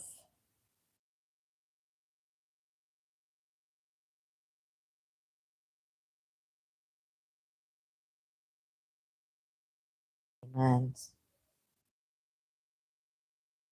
no sacrifice. I mean, in love, there can't be the word sacrifice. There are miracles. See love with love's eyes. You will see what you have never seen before. And why would you feel love's hunger? Love is never hungry. But I wrote this, right? Feel love's hunger, and you would want to give it all your food. I made a mistake here. Whereby starve yourself. But love will never let you starve, for it will fill you up for all the seasons that you live. Kind to love, and the angels of heaven and heaven will send, angels of heaven will, wait, heaven will send the regards high. Beckon to love's call, and the angels of heaven will come down, beckoning to you. Oh, Surya Fasila Dayat. We are your friends in this life and in the next world. For eternity, you will get all. You have all what you desire. I should add that. What I wrote in 1989. True love demands no sacrifice. Song of 1989.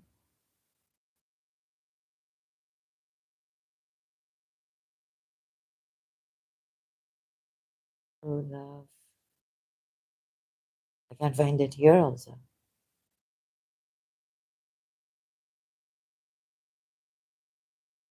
Oh, is it Tom Kimmel? 1987. Let me just check Tom Kimmel then. No. Oh, God. Lyrics.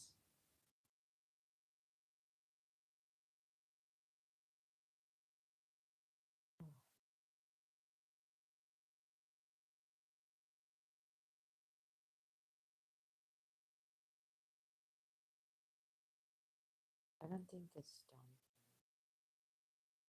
I could be wrong. Thinking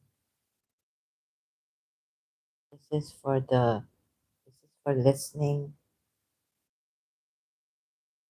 Okay, just leave it. Sometimes I get tired of the search. I apologize. So the truth, we have missed the point, have we? And sometimes even our truth here, we deny, we block. Reasons could be different for different people. Suppress, repress, press, resist, all this. So once we know and we don't suppress our truths, we accept or we see it and we accept it, and we, no matter how painful it is for us, because of our religion or because the way, you see, the gentle ways we were not taught. Oh, so the more strict the religion, don't do's and this, and God will. Uh, so we've got to see where we lie, where we cheat, what deceive, right? We've got to see ourselves for what we are, or what this world has done, or what the material, and in weakness, what can happen to us, the modifications, changes that can come, and what weakness can make us thieves, cheat, lie, use others, exploit, manipulate, maneuver. Powerless people,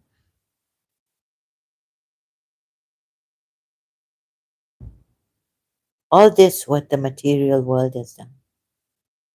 And then the I.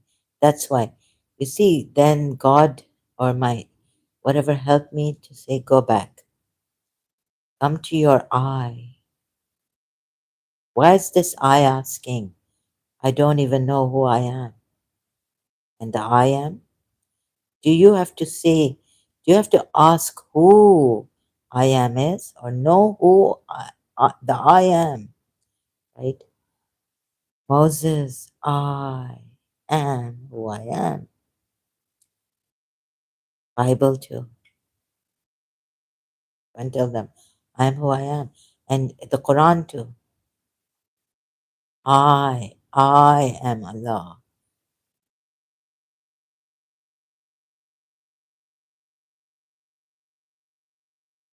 So I said, yeah, this, why has this I am become so ignorant of the I? Asking, I don't even know who I am. But let's say if I say I am who I am,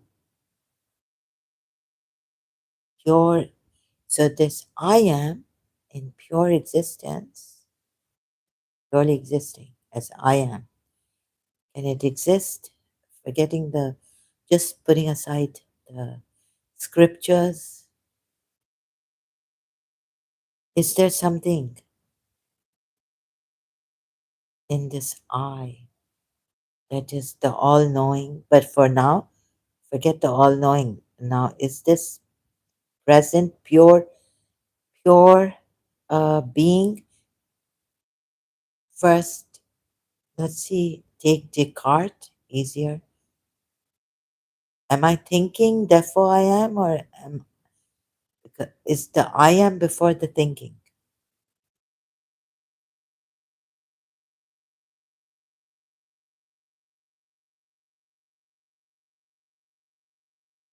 Is someone thinking us, dreaming us?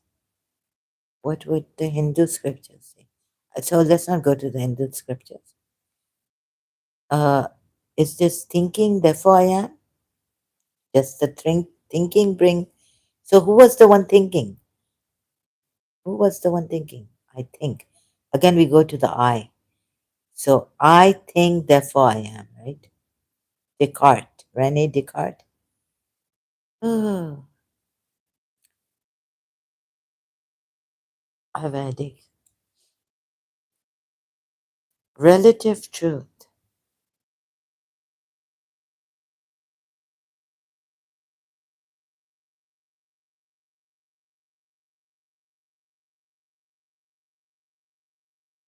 So even a lot of discipline, like please don't tell people to discipline themselves, because if you have ever, you know, become weak like them, would you do something that you've disciplined yourself not to do? Think about it. If you put yourself in that person's, or think about your life, go back and ponder, contemplate. If the circumstances this person has been given, right, and or the love that was squeezed out of this person now doesn't, or mother, narcissistic, or we have all this avalanche of narcissism. We've learned a lot, right? I have, about narcissists. So Sayyid, yeah, or Grand Ayatollah, who give fatwas, right? You're like, no, who can even mete out punishments for adultery, Shia Islam and Shia Islam. Grand Ayatollahs, they have the Sharia court, Shia court. Ask yourselves if there was no lineage, no hereditary connection with Prophet Muhammad, Sayyids, Shia Sayyids, with Imams, and your fathers were not alims. See what this one. So let's. So you may say no. I, because of maybe something, you didn't come from a dysfunctional family, but look at this, right? Who? Oh, um, what if this happened to you, right? See what happened to your religious scholar. What he did. Ismail. He thought he was that Imam Ali was telling him to do this, or even Prophet Muhammad has come in his dream to tell him to, who massacred, or in Iraq, the Sunnis in Iran, in the, what is it, 16th century, 1500s.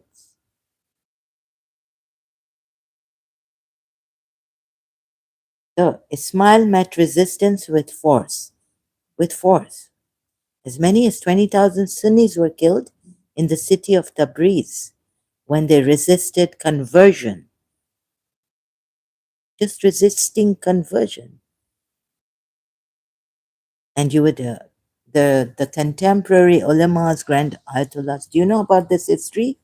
Safavid Empire? Your Shia did this, 12 Shia. Just a minute, please. I have to put something.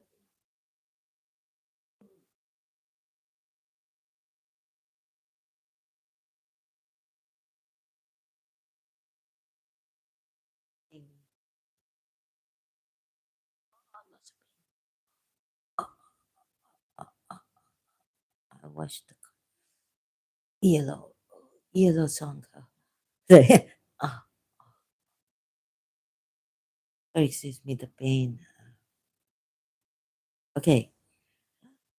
Ismail met resistance with force, yeah?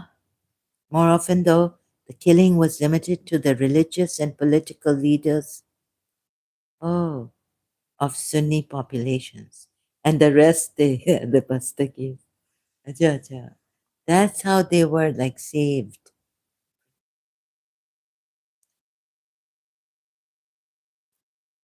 But you see, these strange things happen. And how could you blame later on Ahmad Mirza of Ahmadi and Mullah Sadra also you excommunicated, the, your religious scholar, philosopher, Mullah Sadra, the 12 Shias excommunicated? And who else? Um, but you didn't, Owais Karni Sufi school came from this Behbahani. She writes, Suraya Behbahani, the messenger within. That also is there, but the book I bought in London, the Oasis School of Sufism, I think. So, what about the other? Oh, Baha'is, Bob. What you did to Bob in Iran, the Shia religious scholars. So like they, people. So you see, like they could have the messenger within them. These are all. So this is the 12 Shias. How should I put it? You see, the thing is that before, so I'm feeling a lot of pain. Like, I tried to dodge it. 12 Shias. I think every human being has this messenger within. Suraya Hani, the messenger within book. Uwais Karni's school. It was Prophet Muhammad's Sahaba, but not the one who saw him within book.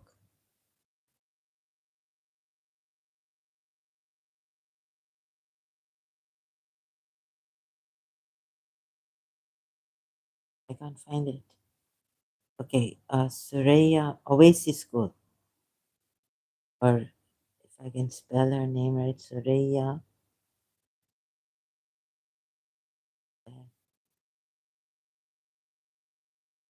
Hani. Oh no, why does this do? My the messenger within discovering love and wholeness through meditation. Suraya Susan Behba. Oh, Behbehani. Sorry, I mispronounced her name. I didn't remember it. Explaining the basis and true nature of Sufism and the concept of the messenger within. They come from the Uwais Karni. Uwais Karni. They've given their whole lineage, names of all that in this book. Sorry, I couldn't bring it to the when I left Karachi, Pakistan. So I've lost this book now. It's Behbehani, explaining the basis and true nature of Sufism. This is Shia. It's from Uwais Karni. Now, messenger within. Would you say these?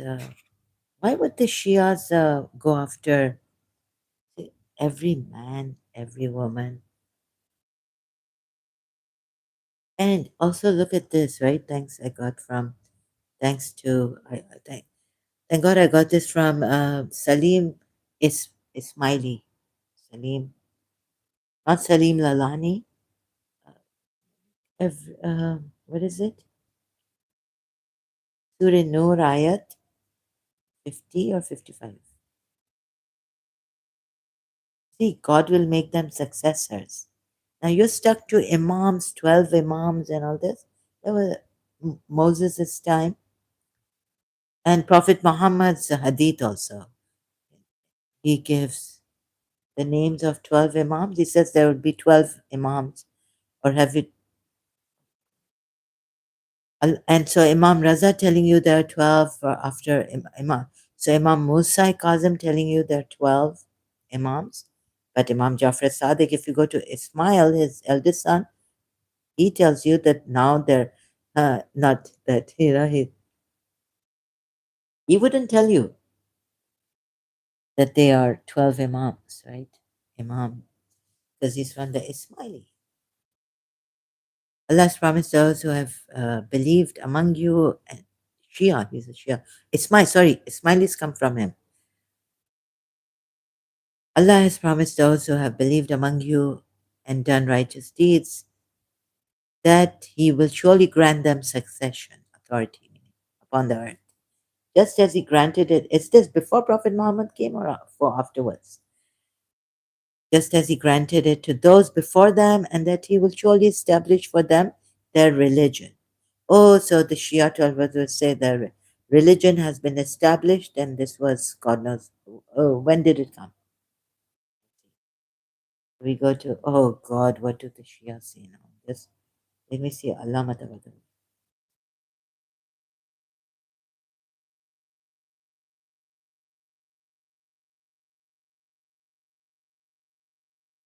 Oh, what's the Mizan?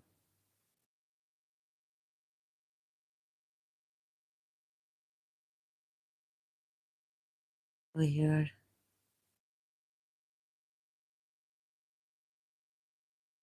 we go to 24.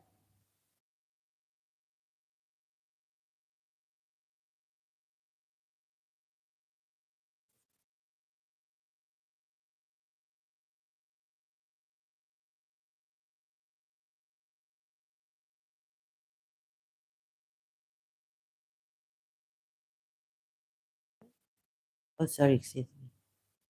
I have to get used to this. Where's 55?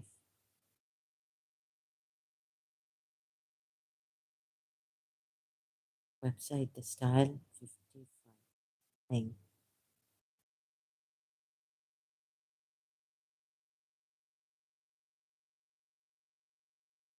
See this person who comes, they'll say, why are you, is there anyone here? Will you say this now? When I'm silent, when I take pauses. There's no one here. Oh. This verse was apparently revealed. So, yeah, I'm just in Medina, not in Makkah, before the migration, because it appears in Medina chapter. It's confirmed by the tone of the words, especially. Oh, they can find this out, right? I can't find that out by the tone, and especially by its subsequent part. Given this, the verse offers a good promise to those who believe and do righteous deeds, saying that shall soon bless them with a righteous society that is exclusive to them. He shall make them successors in the land, establish their religion for them, and exchange their fear for security. As a result, they will not fear the plot of the hypocrites or the obstructions of the disbelievers. Thus, they will worship God without associating anything with Him. Allah has promised to those The statement addresses all Muslims universally, as promised to those of you minkum who believe and do good.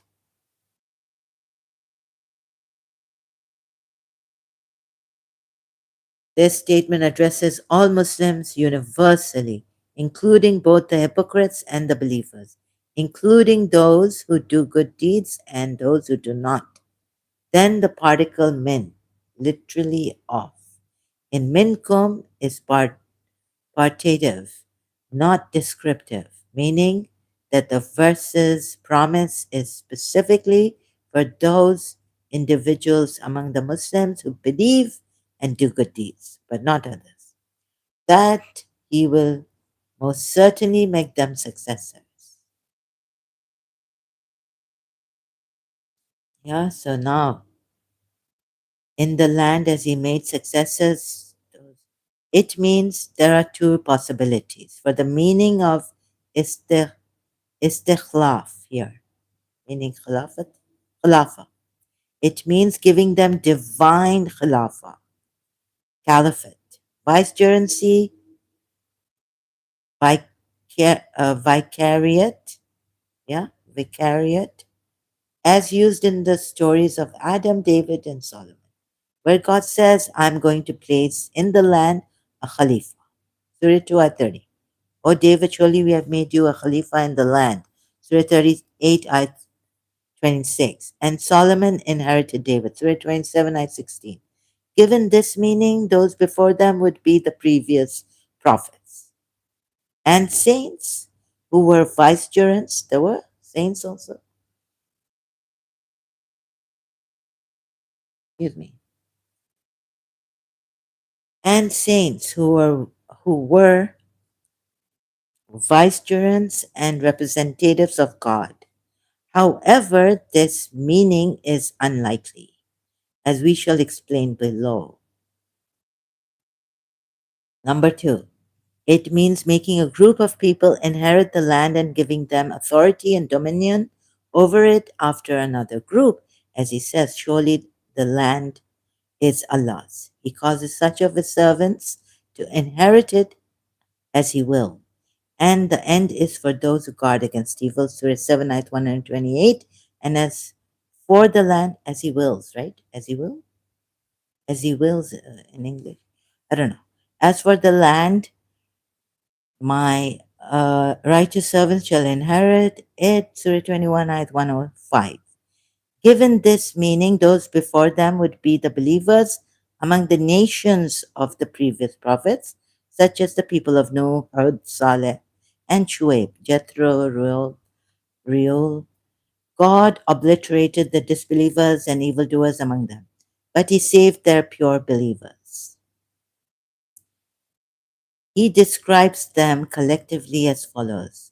And those who disbelieve said to the messengers, we will most certainly drive you from our land, or else you should come back into our religion. So the Lord revealed to them, most certainly we will destroy the unjust, and most certainly we will settle you in the land after them. This is for him who fears standing in my presence and who fears my threat. Surah 14, ayat 30, 13 and 30 to 14. Sorry. They were those who subscribed to God alone, and thus he rescued them. Then they formed righteous societies and lived there until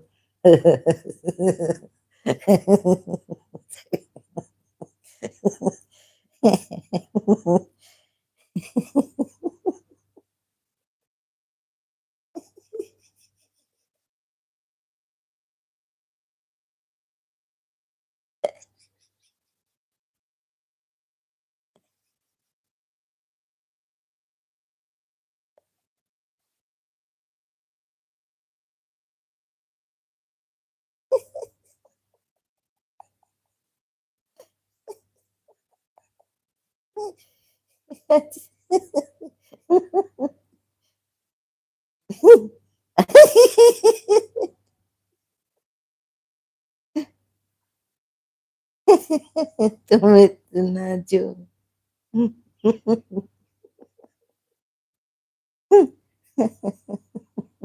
Indian movies.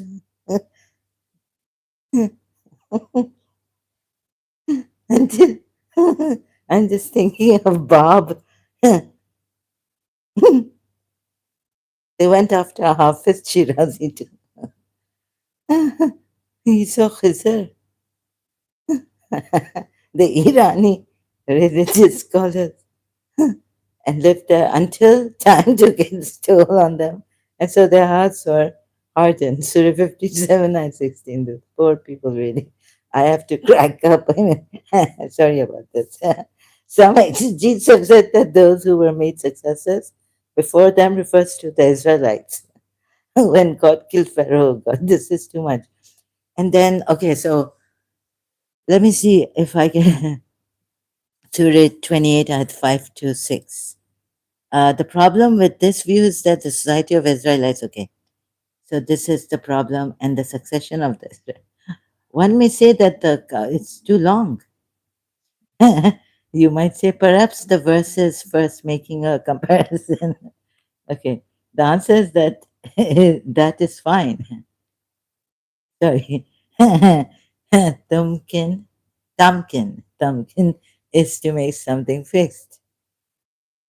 And makan is a place, yeah, makan. And metaphorical and the religion which you, this is too like, and that you, okay, this is very long. They will serve me. Wait. Yeah, so it has to end this part, sorry. Oh, here somewhere. So what does Allah Tabatabai say? He also addresses the disbelievers in the nation of Prophet Muhammad, and it is He who made you successors in the land. Surah 6, ayat 165. 165. And He it is who made you successors in the land. Surah 35, ayat 39. You might say perhaps the verses first making a comparison with the Israelites. Then it amends the comparison for the intended righteous society by adding, and that he will most certainly establish for them their religion. Is there anything wrong with this? The answer is that is fine to interpret a part of the verse as a clarification and elaboration. But then there would be no reason to restrict the comparison to the succession of the Israelites alone, as we stated above. He will certainly establish for them the religion which he has approved for them. So, what does this mean? Tamkin is to make them suffix. So, what's the conclusion? They established the religion which he approved for them is the religion of submission, Islam. So, it is ascribed to them by saying their religion because of the 2 points. No new religion but Islam, okay. But who will he make successors? Those Muslims, believers?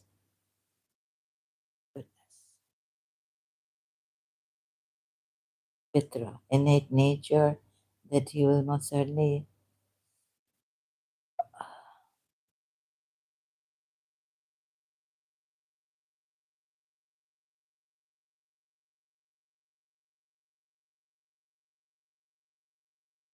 The exegetes have disagreed very much over this verse. Some have said the verse refers to the companions of the Prophet. God fulfilled his, it goes on. Muslim exegetes.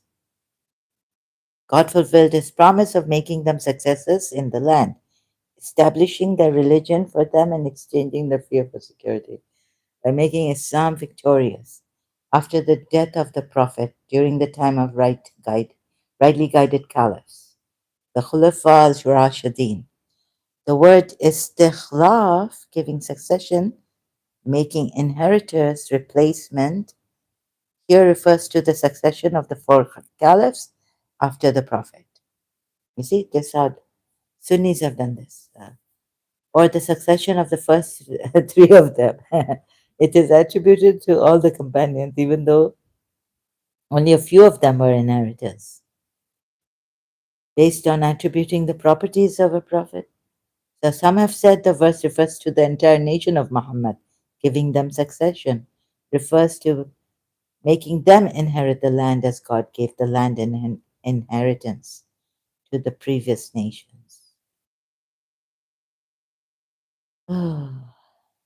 According to both of the above interpretations, the verse would be among the future predictions of the future, forecasting an event before its occurrence. So it has to be after the life of Prophet. Some have said the verse refers to the promised Mahdi or the Imams after Prophet Muhammad, right?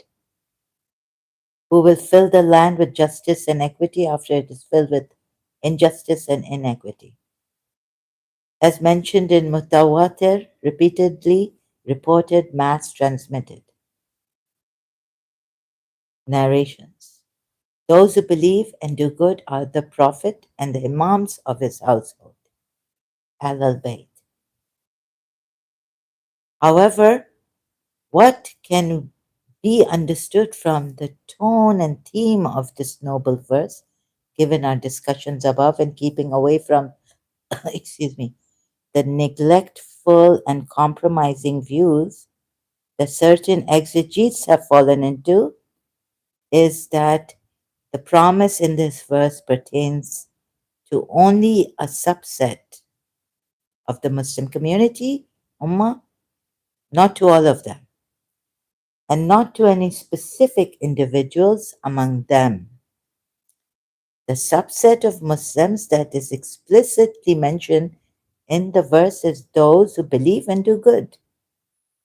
Beyond that, there is no indication in the text of the verse, nor in any rational evidence, nor in any is any is there any rational evidence saying that there are the that they are the these are the companions, the prophet or the imams of Allah. There's also no evidence for the view.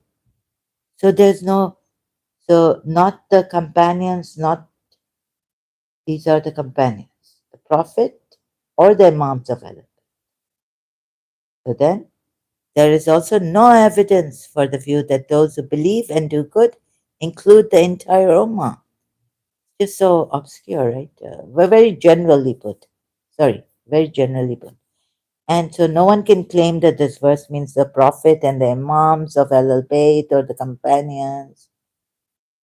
Just a group of people who do good and who believe and do good. Very generally put by Allah. Include the entire. So there is also no evidence for the view that those who believe and do good include the entire Ummah, and the emphasis on a specific group of them is only to show them a special regard and honor. All of these are unwarranted impositions on the verse. Unwarranted impositions. Imposing something which is not warranted. Evidence is not given, or there's no claim for this in the other verses about this part. Can we say it like that? What is meant by istikhlaf, succession, inheritance? And he will most certainly make them successors in the land as he made successors those before them. It's the formation of a righteous and faithful society from them, which will inherit the land, just a rightful and make these also successors. They're not those before them. And we also mentioned the possibility that istikhlaf, khalifa, here means a successors. Here means divine kingdom or khilafa, caliphate, vicegerency or vicariate or vicariate, as used in the stories of David, Solomon, and Joseph. However, it is unlikely that the verse refers to the holy prophets of God as those before them. This expression and other similar expressions in meaning have appeared more than 50 times in the Quran, but none of them refer to the previous prophets, despite their frequent mention in the Quran. Well done here, Allama Tabatabai. Instead, God refers to them with expressions like messengers before you, Surah 3 ayat 184, or messengers before me, Surah 3 ayat 183, where the pronoun refers to the Prophet, not like the Muslims or believers. The establishment, tamkeen, of the religion refers to the stability of the religion on its stem, such that, so it goes on, the Prophet would say, their society shall be free from the defilement of hypocrisy, as we discussed above. Some skip some. You can read, but I have to skip all this. Light of God, faith, call of religion. So give the interpretation, but not necessarily secure internally. So, we have to read a lot given the interpretation above. So finally, what serving God without associating.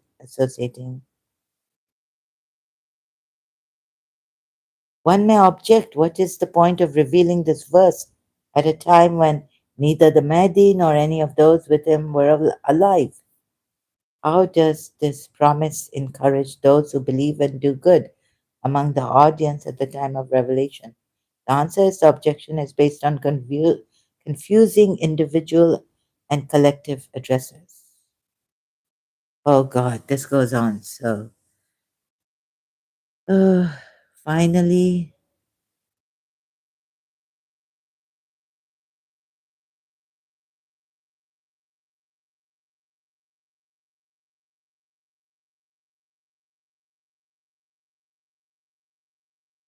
even based on this interpretation, we cannot limit the verse to the time of the four rightly guided caliphs.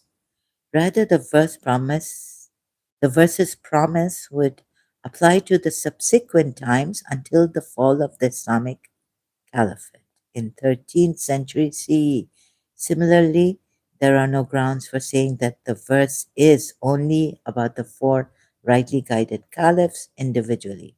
The first three of them are only Ali.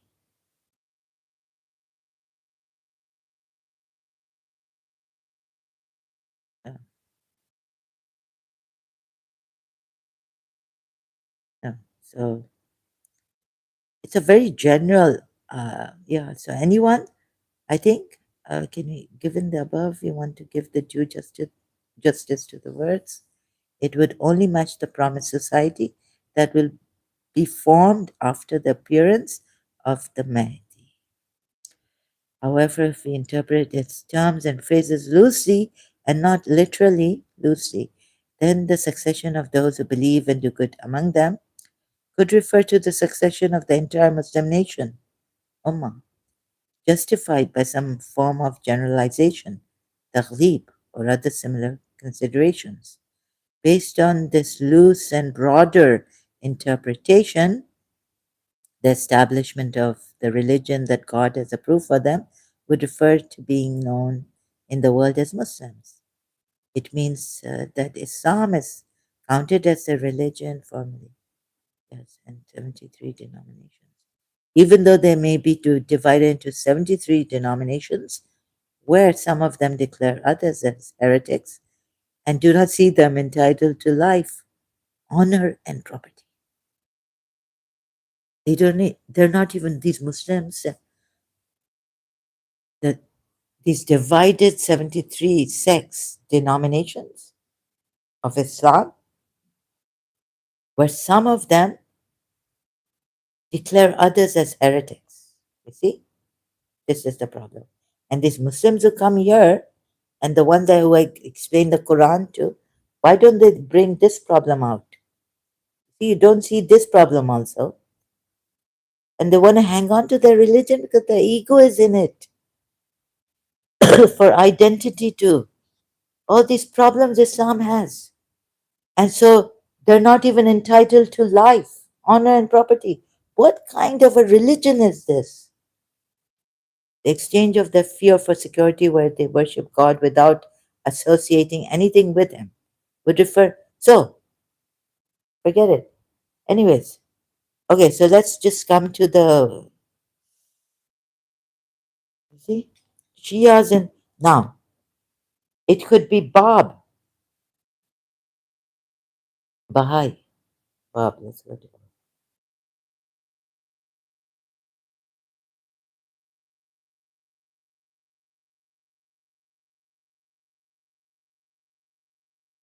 the Bob. Babism. The Bab was an Iranian, Ali Muhammad Shirazi was an Iranian religious leader, founded Babism, and is also one of the central figures of the Baha'i faith. Bab gradually and progressively revealed his claim in the extensive writings to be a manifestation of God, of a status as great as Moses, Jesus, and Muhammad. We have in the dua book, I had Shia dua book, that you can receive the station of Muhammad, Jesus and Muhammad, Moses, Jesus, and Muhammad by praying this dua. And if God accepts it, you will get this station in the year after or something. Why not in this life? No, in this life, and so Prophet Muhammad will come on his domed oh, well, what's that horse? What's that? What's that? And receive you and read you, receiving revelations as profound as the Torah, Gospel, and Quran. This new revelation, he claimed, would release the creative energies and capacities necessary for the establishment of global unity and peace. Secure. Where are the Babs? Where are the Babs? He referred to himself by the traditional Muslim title Bab, the gate, right? Meaning the gate. Although it was apparent from the context that he intended by this term a spiritual claim very different from any which had previously been associated with it. He proclaimed that the central purpose of his mission was to prepare for the coming of a spiritual luminary greater than himself. So he did not claim to be the Mahdi, the promised one of the world's great religions. From promised one of the world's great religions.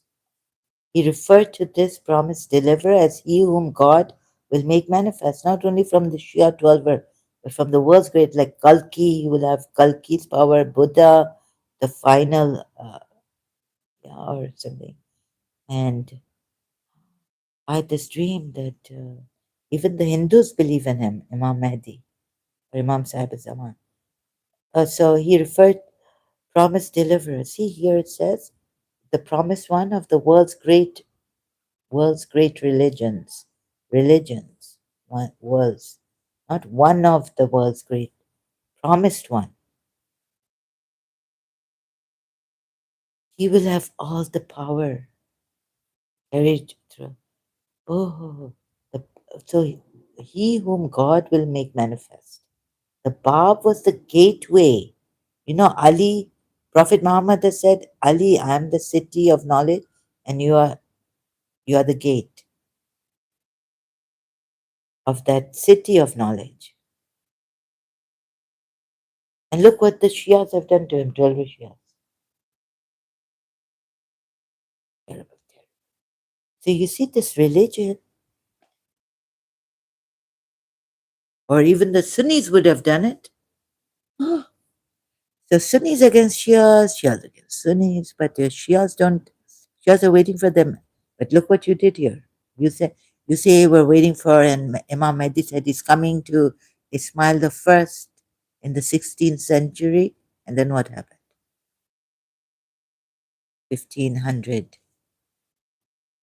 lineage. Sayyids. Bab was born in Shiraz, Haifa. Where's his mausoleum? Because I had my dream. Wait a minute. What's in Haifa? I thought the dream meant heifer. Like this is a calf, right? Animal. Yeah. Yeah, cow. No, but it said Haif. I thought it's Haifa. So Haifa is in Israel. And who's in Haifa? Baha'u'llah? City in Israel. Bob. Shrine of the Bob. Oh my goodness. Okay, this came in my dream and was in Karachi. So I searched Yahoo. Do you see the? Oh my God, God! I don't know what this is, and yet you see what the 12 Shias have done. Oh my God, this is really great. This Bob was so. Oh, I thought it. So I got up. It was actually Hafer. No, it was Hafer. My dream. Not Bob.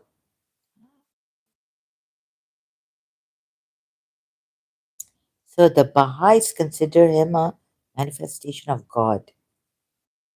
Manifestation of God. God. God. No. Manifest like Adam, Abraham, Moses, Zoroaster, Krishna, the Buddha, Jesus, Muhammad. Also. Huh. And Baha'u'llah. Oh, at the end times. And who, like, what are his signs? How would we know? Elijah. To Baha'is, the Bab fills a similar role as Elijah in Judaism. You, oh my God, the Aryan. I was to,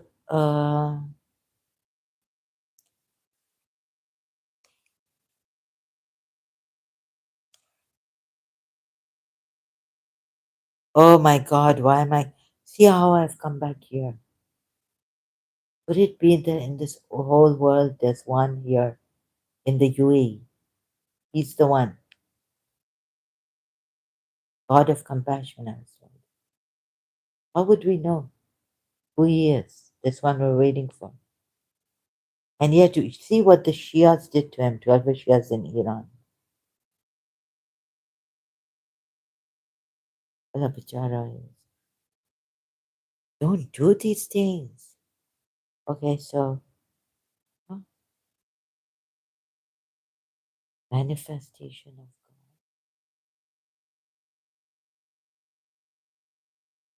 God. Manifestation of God. What does this mean? Okay, there's a God of compassion. Meaning, literally, I just need to see this. Manifestations of God. Wikipedia.org are appearances of the Divine Spirit or Holy Spirit in a series of personages, and as such, they perfectly reflect the attributes of the divine. Attributes of the divine into the human world for the progress and advancement of human morals and civilization through you. So you told me, Mosai, that His Highness is, I'm not going to take his name, if he realizes, right, that he is, one day soon he will realize. Baba Zahid San,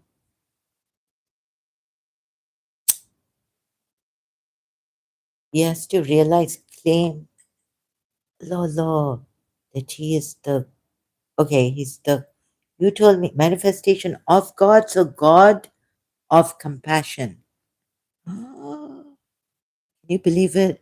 In this whole world, like coming back, he's a Sunni Shia, so, sorry, Sunni Muslim. So when he realizes that he is, maybe God will make him realize one day. We have won the war against Iran. Oh my God.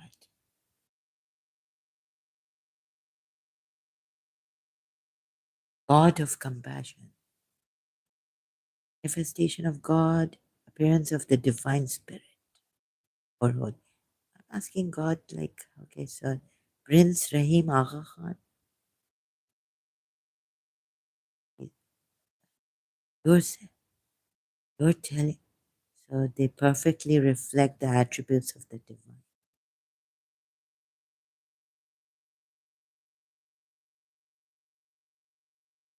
So the moment our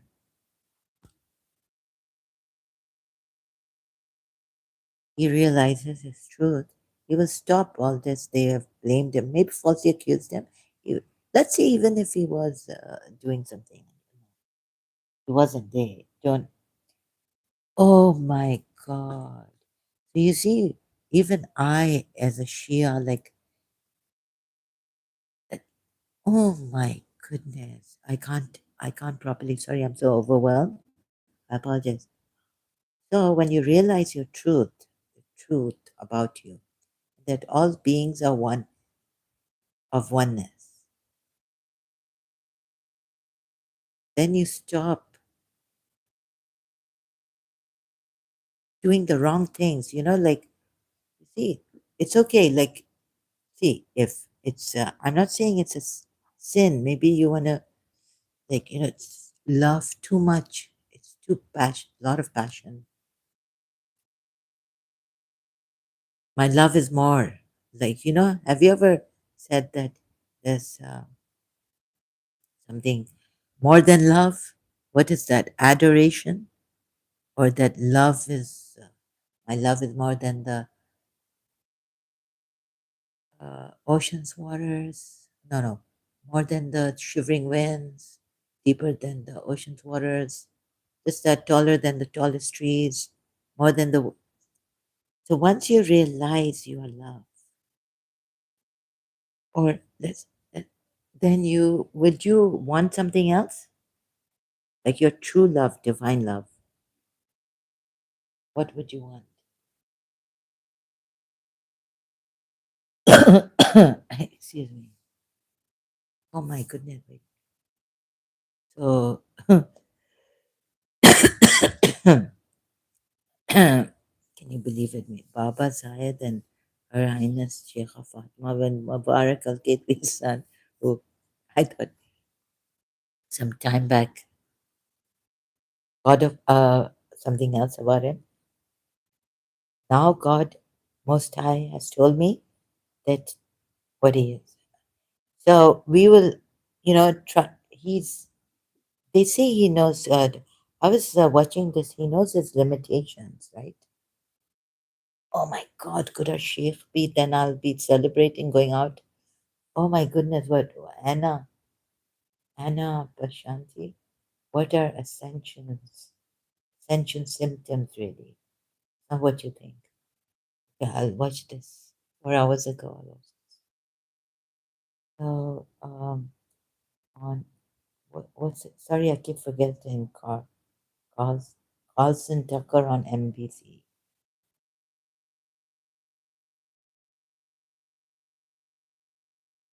Oh my God, the greatest leader, and he knows his limits, right? That's why he's so humble. Oh my goodness, His Highness Sheikh Mohammed bin Zayed Al Nahyan could be the God of compassion. This is whom God has chosen. Like I've found out about Ahlul Bayt, and I wish that God would thoroughly purify me, knowing that He cannot purify anyone. He's only purified the Ahlul Bayt, not the Shias of the Ahlul Bayt. Oh God. So, oh my goodness, the greatest leader in the whole world, greatest leader right now. God has told me is the God of compassion. God Most High. And God Most High. So it's not, it's his divine attribute. So he says, no, he's not compassion of God. Compassion of God. But he's also God of compassion. I don't know what this. Excuse me. So this it but here go back to why did I cover it? Manifesting divine into human attributes of the divine. No, no, but God is, I asked God, Most High, God of compassion. Oh, this is the Baha'i faith again. But what about another faith? God's manifestations.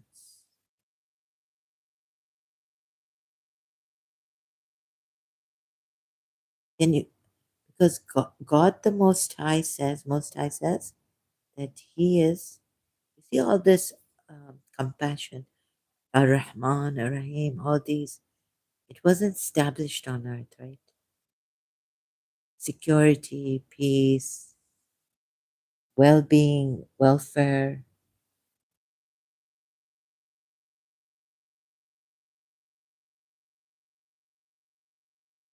Most High told me that He's not the compassion of God, but the God of compassion. Wait a minute, what would be, this would be wrong, right? God of love, God, God of compassion. God is compassionate. What does this mean? God of compassion. Is this in any religion? Like there are other gods like Most High. It means like a parent. God comes to the rescue when his kids need help. God is compassionate and gracious. Our God is, oh, God of compassion. This is from the Bible, God of compassion and mercy. Psalms, God full of compassion. God's compassion. God's compassion is closely God of compassion.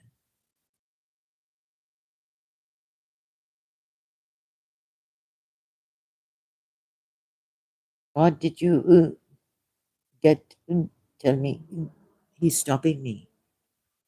God's compassion is closely related. God of compassion. Why? Why not compassion of God? Divine compassion. Godly compassion. God. So God Most High. He's been given the title of God of compassion, not compassion of God.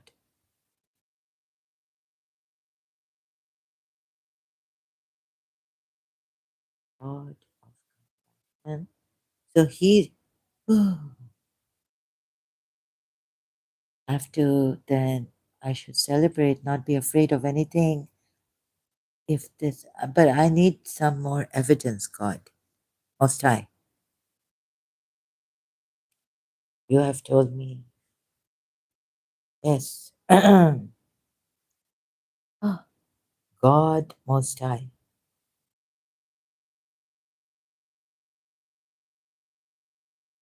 who is the God of compassion on earth right now? And what is compassion? Oh my goodness. So he may be saying, no, no, I'm nothing. See, this is the thing, he's denying. And until he's denying, he won't be able to reach that. He should not deny it. Like I was denying I'm Radha Rani, and how could I be? And I need more evidence and this and that. And I no no no, everyone is divine love, and you should worship sympathetic pity and concern for the sufferings or misfortunes of others.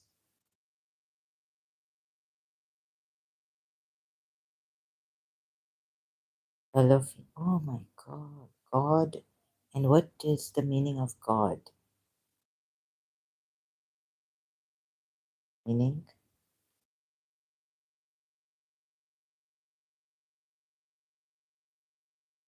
in Christianity and other monotheistic religions, the creator and ruler of the universe, and the source of all moral authority, the supreme being. Certain other religions, a superhuman being or spirit worshipped as having power over. So, at least Most High God told me that His Highness, Sheikh, he has power to establish compassion. And compassion is Rahman or Rahim? Let me see. Oh my God. For all beings, yeah? Not only for the Muslims. Ooh, compassion is, no, in Islam, Arabic, what is it? Compassion in Islam is not merely a sentiment, but an attitude that should be practiced in daily life. Oh, Muslim. Okay, it doesn't give me Rahman or Rahim, but okay, it gave me this kindness, mercy, harmony, aligning with Islamic. Okay, that God of compassion. So he can't be, but Rahman. And Rahim, Rahman is compassionate and Rahim is merciful. But Rahma is compassion, mercy. Okay, but he hasn't yet realized that he's the God of compassion. He's denying it. Oh God. So one day, hopefully soon when he realizes, you see, if I don't realize my true power, like all human beings, we're oneness, then we're, like Marco said, right? And like I was thinking, but we're separate, and I feel the separateness. But so we can, we're not aligned to this, so we can hurt ourselves or, sorry, hurt each other or do something. Like for me, I'm separate, so that individuality is selfish, or I'm looking out for myself. I'm separate from you. There's this distance, there's this duality, and in this duality, what happens? A lot of things happen, right? That are okay, but they are not really, we can be good to each other even when separate, like we're human beings, and like the atheists say, they don't believe in this oneness. But once you, let's say, if you realize this is the truth of our beings in oneness, right? Totally realize it, like completely. We would bring that in action, such, and our actions would be for the beneficence, harmony, well-being, welfare of all. All the lights are going to shine, and we won't be scared. We won't compete with each other. It's just that you have your division of labor. You do your thing. You're the king of your land, and I'm the king of my land. And we let each other live and give freedom to prosper and to, like that. There will be no distance. So, no distance. We are in this. So, it's an extension or it's a unity. Allahu Allahu Ahad. So it's a unity, not like from the Muslim way. Okay? Qul huwallahu ahad, Surah Ikhlas. But so we are so united. There will be unity. There will be harmony. And there will not be jealousy or anything like that. The negative things, all positive. So if right now I think His Highness doesn't realize, the Most High has told me, He's the God of compassion. So he might be working like as a compassion of God, right? He might have wished that he was, what God said about believers or even Prophet Muhammad and another prophet. Uh, he may have wished this. Surah, like I wish to be thoroughly purified, like the Al Bayt. He may have wished Surah Anbiya to do this, like, to follow the example of Prophet Muhammad as he was sent as justice, as Surah 106, 107, as a mercy. 107. So His Highness may have wished that he do this, he bring this, like, he act like, and not we have sent you, but as a rahmatan lil alameen, as a mercy for the worlds. So His Highness may have wanted to act like his actions be uh, like Prophet Muhammad in this form of mercy to the to all the worlds, be merciful.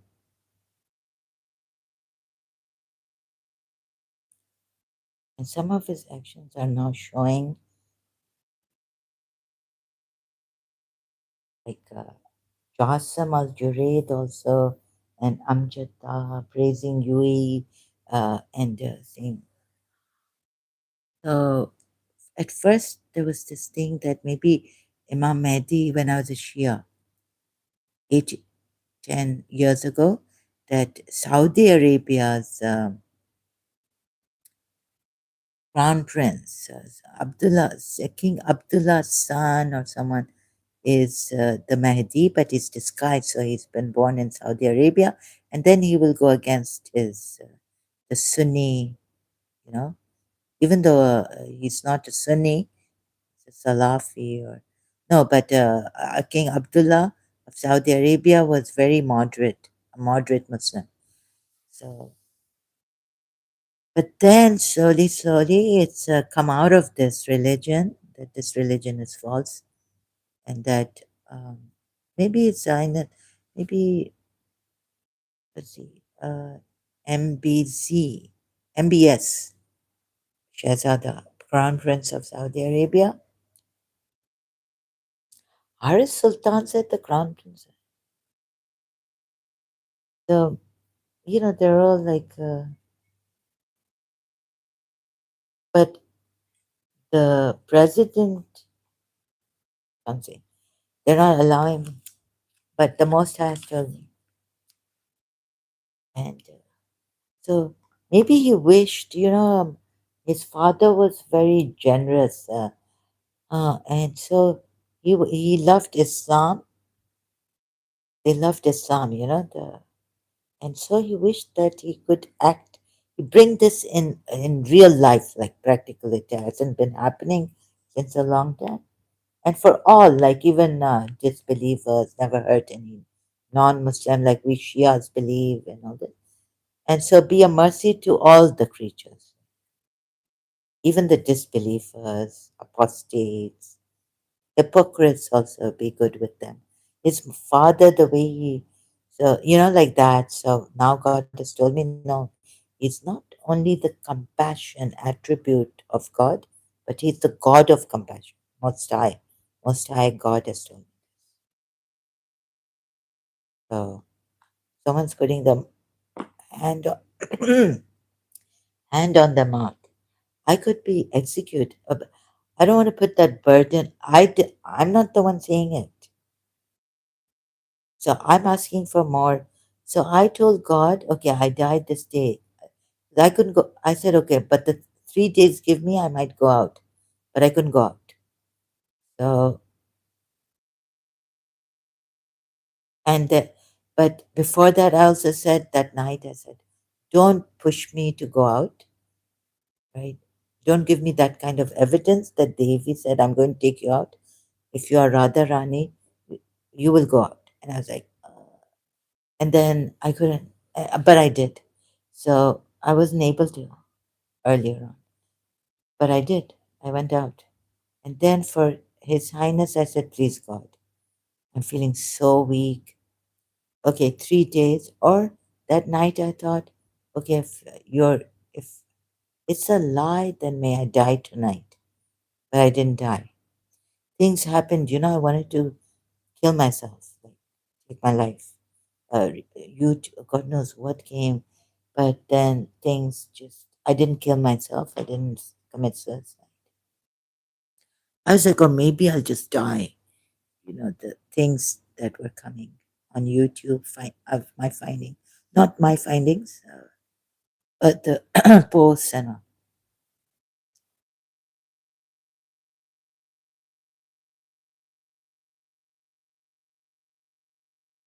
So this, let's see.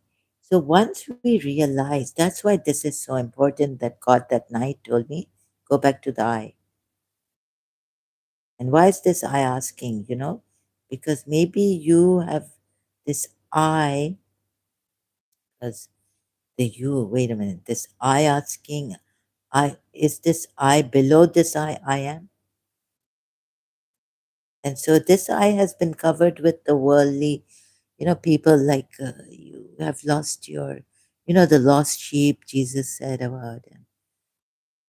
So if I even committed a crime, it's because I was a lost sheep.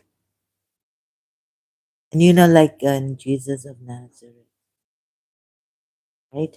Where does Jesus go? Hmm?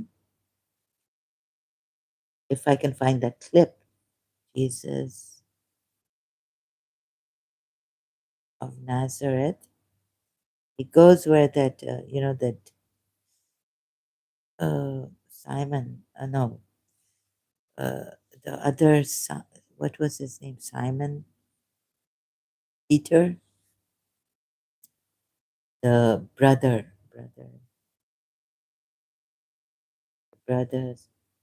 So he goes to this parable of the prodigal son from the film Jesus of Nazareth.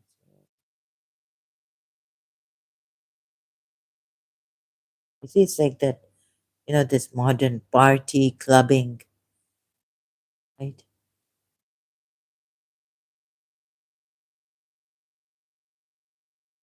So now,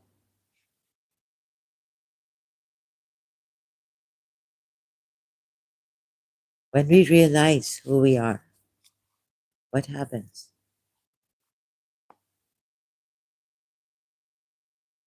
We don't remain like this, right? Like these people. We reach heights, godly heights, divine. And so this, really realize, even though, I've prayed of purity, it, it didn't. Why have I failed? And I was also being then, before being hit by these, not having the power also. So if I was of higher frequency, how could these lower frequencies get me? When I'm of a higher frequency, I have protection. I wonder, right? But these lower frequencies, what they now call, I found out, or before also, or now I found out through these healers. So I could understand, like I wanted to reach my higher self and do things, what these petty people do, or petty things don't do, because you want to go to your higher self, connect with your higher self. In year 2000, when it started, I couldn't even connect with my higher self. I was pulled down. I could feel it.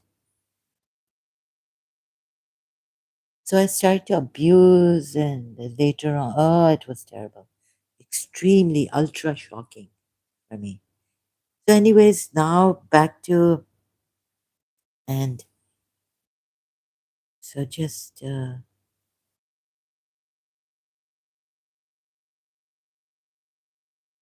will be no wars.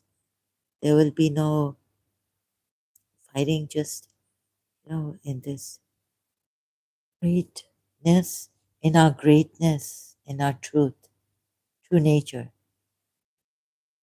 How would it be? All peace, no boredom also, because boredom comes from the mind. See, it's a state of mind, they say. So this being, this pure awareness, do you see any boredom in it? Like Muji Baba also doing, right? So there will be no boredom. It will just be that we are living our true self and in oneness of this truth. Everyone, allowing everyone to live, succeed, but not these criminals, low frequency, evil devil. They go down to becoming devils, terrible. So this relative truth. So once we also what we have, we have been in this water of life. So the water being polluted also, we have to accept that, accept the pollution, accept the purity of the ocean and our divine self also, and that there's reincarnation. I don't know how to say this, and I can't even prepare for my live streams. So God was explaining to me that sometimes, like seeing as like being traumatized by the world and myself, like what did I do? I shouldn't have done this in my weakness or desire or whatever. And then why did I do this? Because I I was wrong. I did because I didn't realize or I wasn't facing a truth or that I was suppressing I was denying something, a wound or some truth about me in this relative truth, right? This also. And then finding your true, and then our truth as being the the very like generally the truth, the deep truth about ourselves. Like maybe we're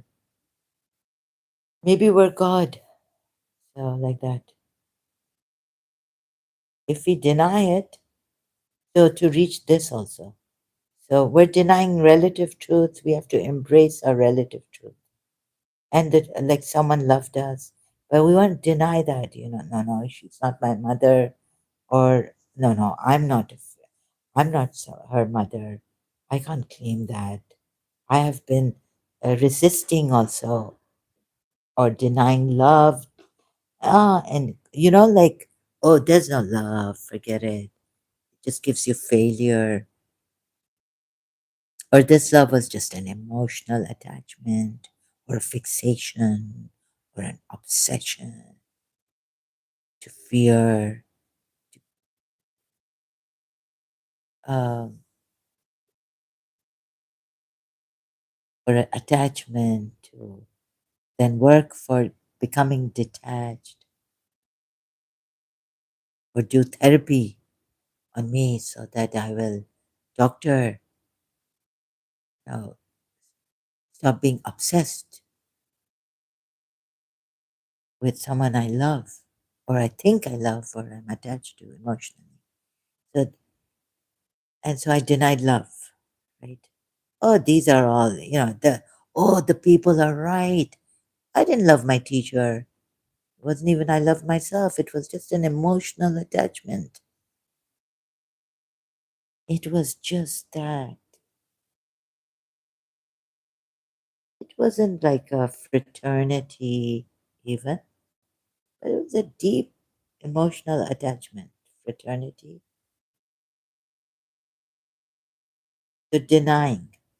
And that could cause us, like the example I gave you, suppressing or denying something is burning, then the whole house burns. Like if you deny that there's a fire in the house, a group of people sharing a common profession or interest, friendship and mutual support within a group, right? So this equality, fraternity, between students and teacher, friendship and mutual support, brotherhood, sisterhood,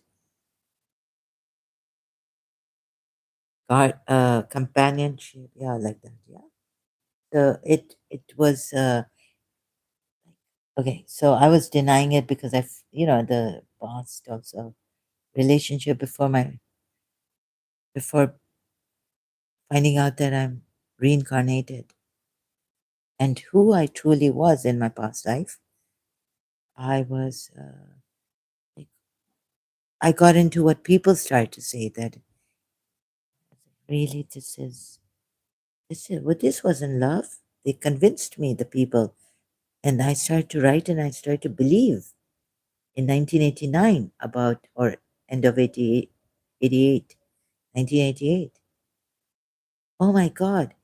And now I don't want to hurt don't want to trouble the teacher by calling her or sending her a letter because she had already told my therapist that she's throwing my letters in the waste paper basket dustbin. So I was like, how to tell her?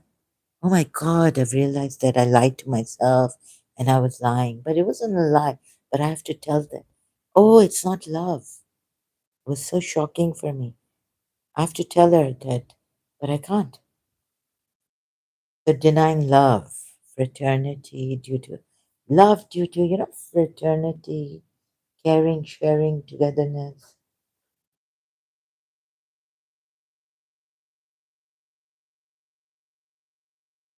honest,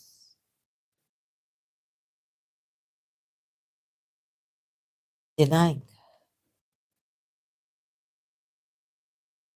So if you deny the truth about yourself or run away, or people, or society, or community, or family members constantly, telling you you are wrong, it's an obsession,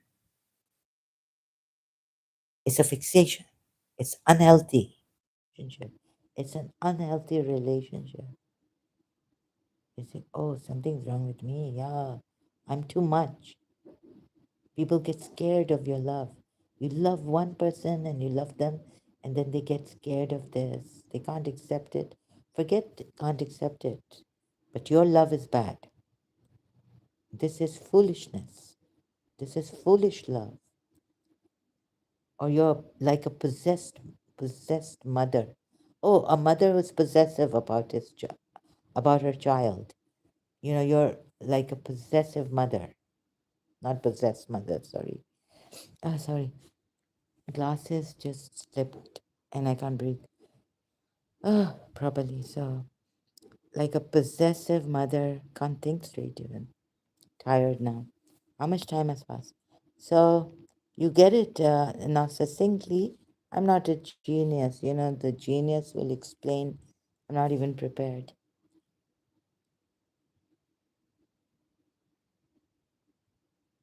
So, I had to go here. I don't even know who I am.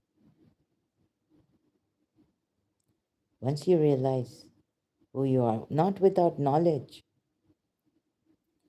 how do you realize without having scientific evidence, ex- experience? But so, will this save us?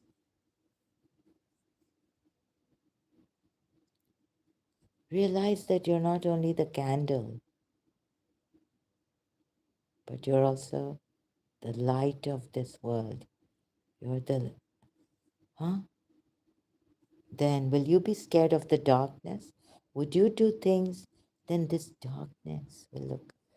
It's amazing, then for you, 62, then for you is this darkness that Finn has, like this book, Mr. God, this good darkness. You won't be scared of the darkness anymore, would you? And you wouldn't do things in the darkness that are the negative Mr. God, this is Anna by Finn.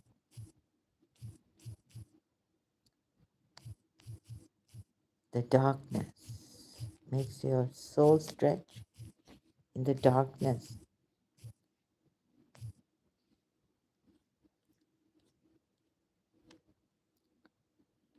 Where's the quote? I think I have to put quote here, sorry. So we can get the quote. You see, Finn, Mr. God is different.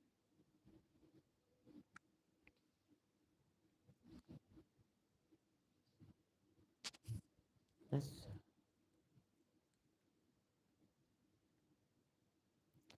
here it is. My reason for preferring the darkness is that in the dark, you have to describe yourself. In the daylight, other people describe you. amazeandgrace.com.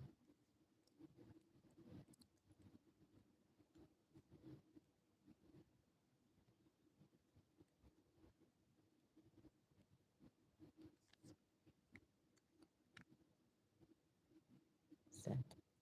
Where's the quote? Oh, Mr. God is empty. You know, God is empty. He accepts everything.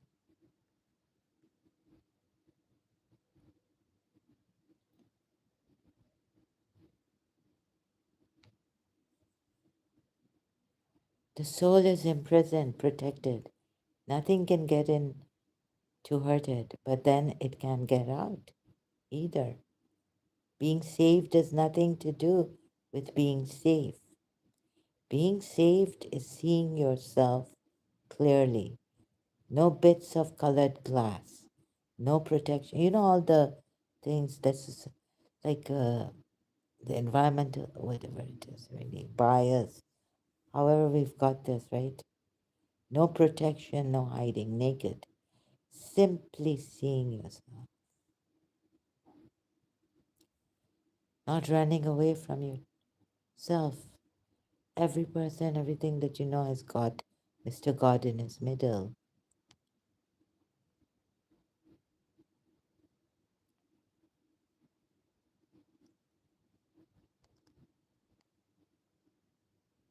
Take away people live in holes. Oh, I'd love to read this again, but not. Where's that in the darkness, the thing you really counted? Old Nick and Jesus, both the light. You know what Jesus said, don't you? I am the light. Two kinds of light, a pretend one and a real one. Lucifer and Mr. God. First we have Mr. God and we know that he is light. Then we have an object and we know this is Mr. God's creation. And finally we have the screen on which shadows are formed. The screen is that object that loses us all the redundant information that enables us to do things like sums and geometry and all that. This was the problem with places like schools and churches. They seem more concerned with the answer part of the language. Mr. God only got in front of, got an in front, he ain't got a behind. People ought to get more evidence for Mr. God's existence could be arranged in too many ways. People who accept one sort of arrangement were called one particular name.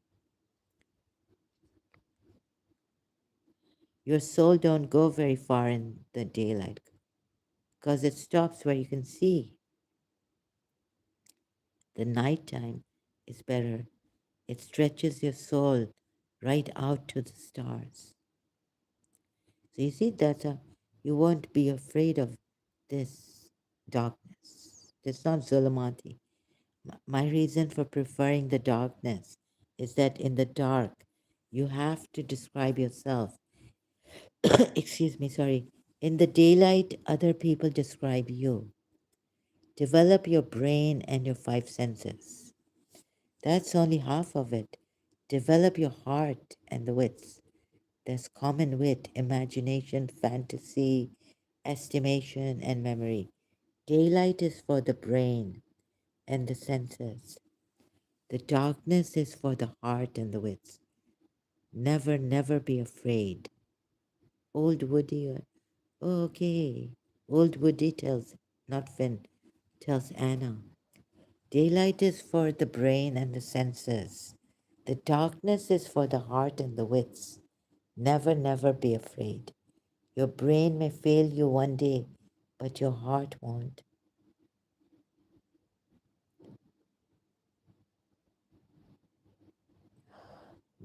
The Mr. God light inside us is so as we can see Mr. God light outside us. And the Mr. God light outside us is so as we can see the Mr. God light inside us.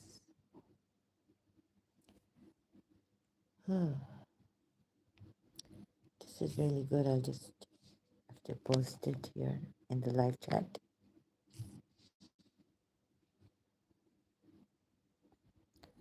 Or maybe I should do it in the description box.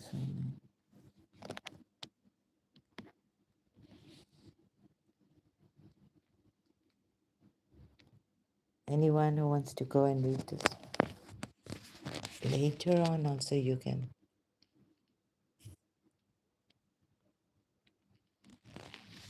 The live chat will be here.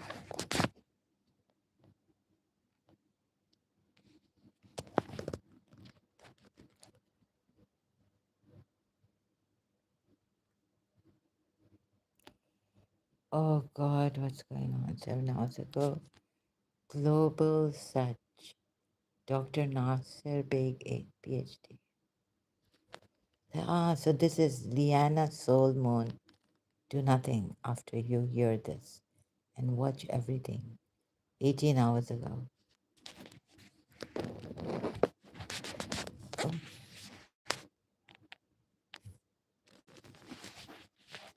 this is funny. Okay, so this, it has taken so long to explain. I'm so slow or something. 3 hours, 12. Okay. Don't let it be like Jange Butter 313 soldiers. I better leave now. Thank you very much. And I'll leave you with this. So let's see. I'll continue later. It's too much. Even this, what's happened to this receiver? Oh, no, both. The mic. So who am I? Search. So please, we need to realize and face everything. Why do I deny this? Why am I? Something, some devil has gotten into me. I don't know. Anyways, we'll see later. Now my battery is also low, and I won't be able to talk properly.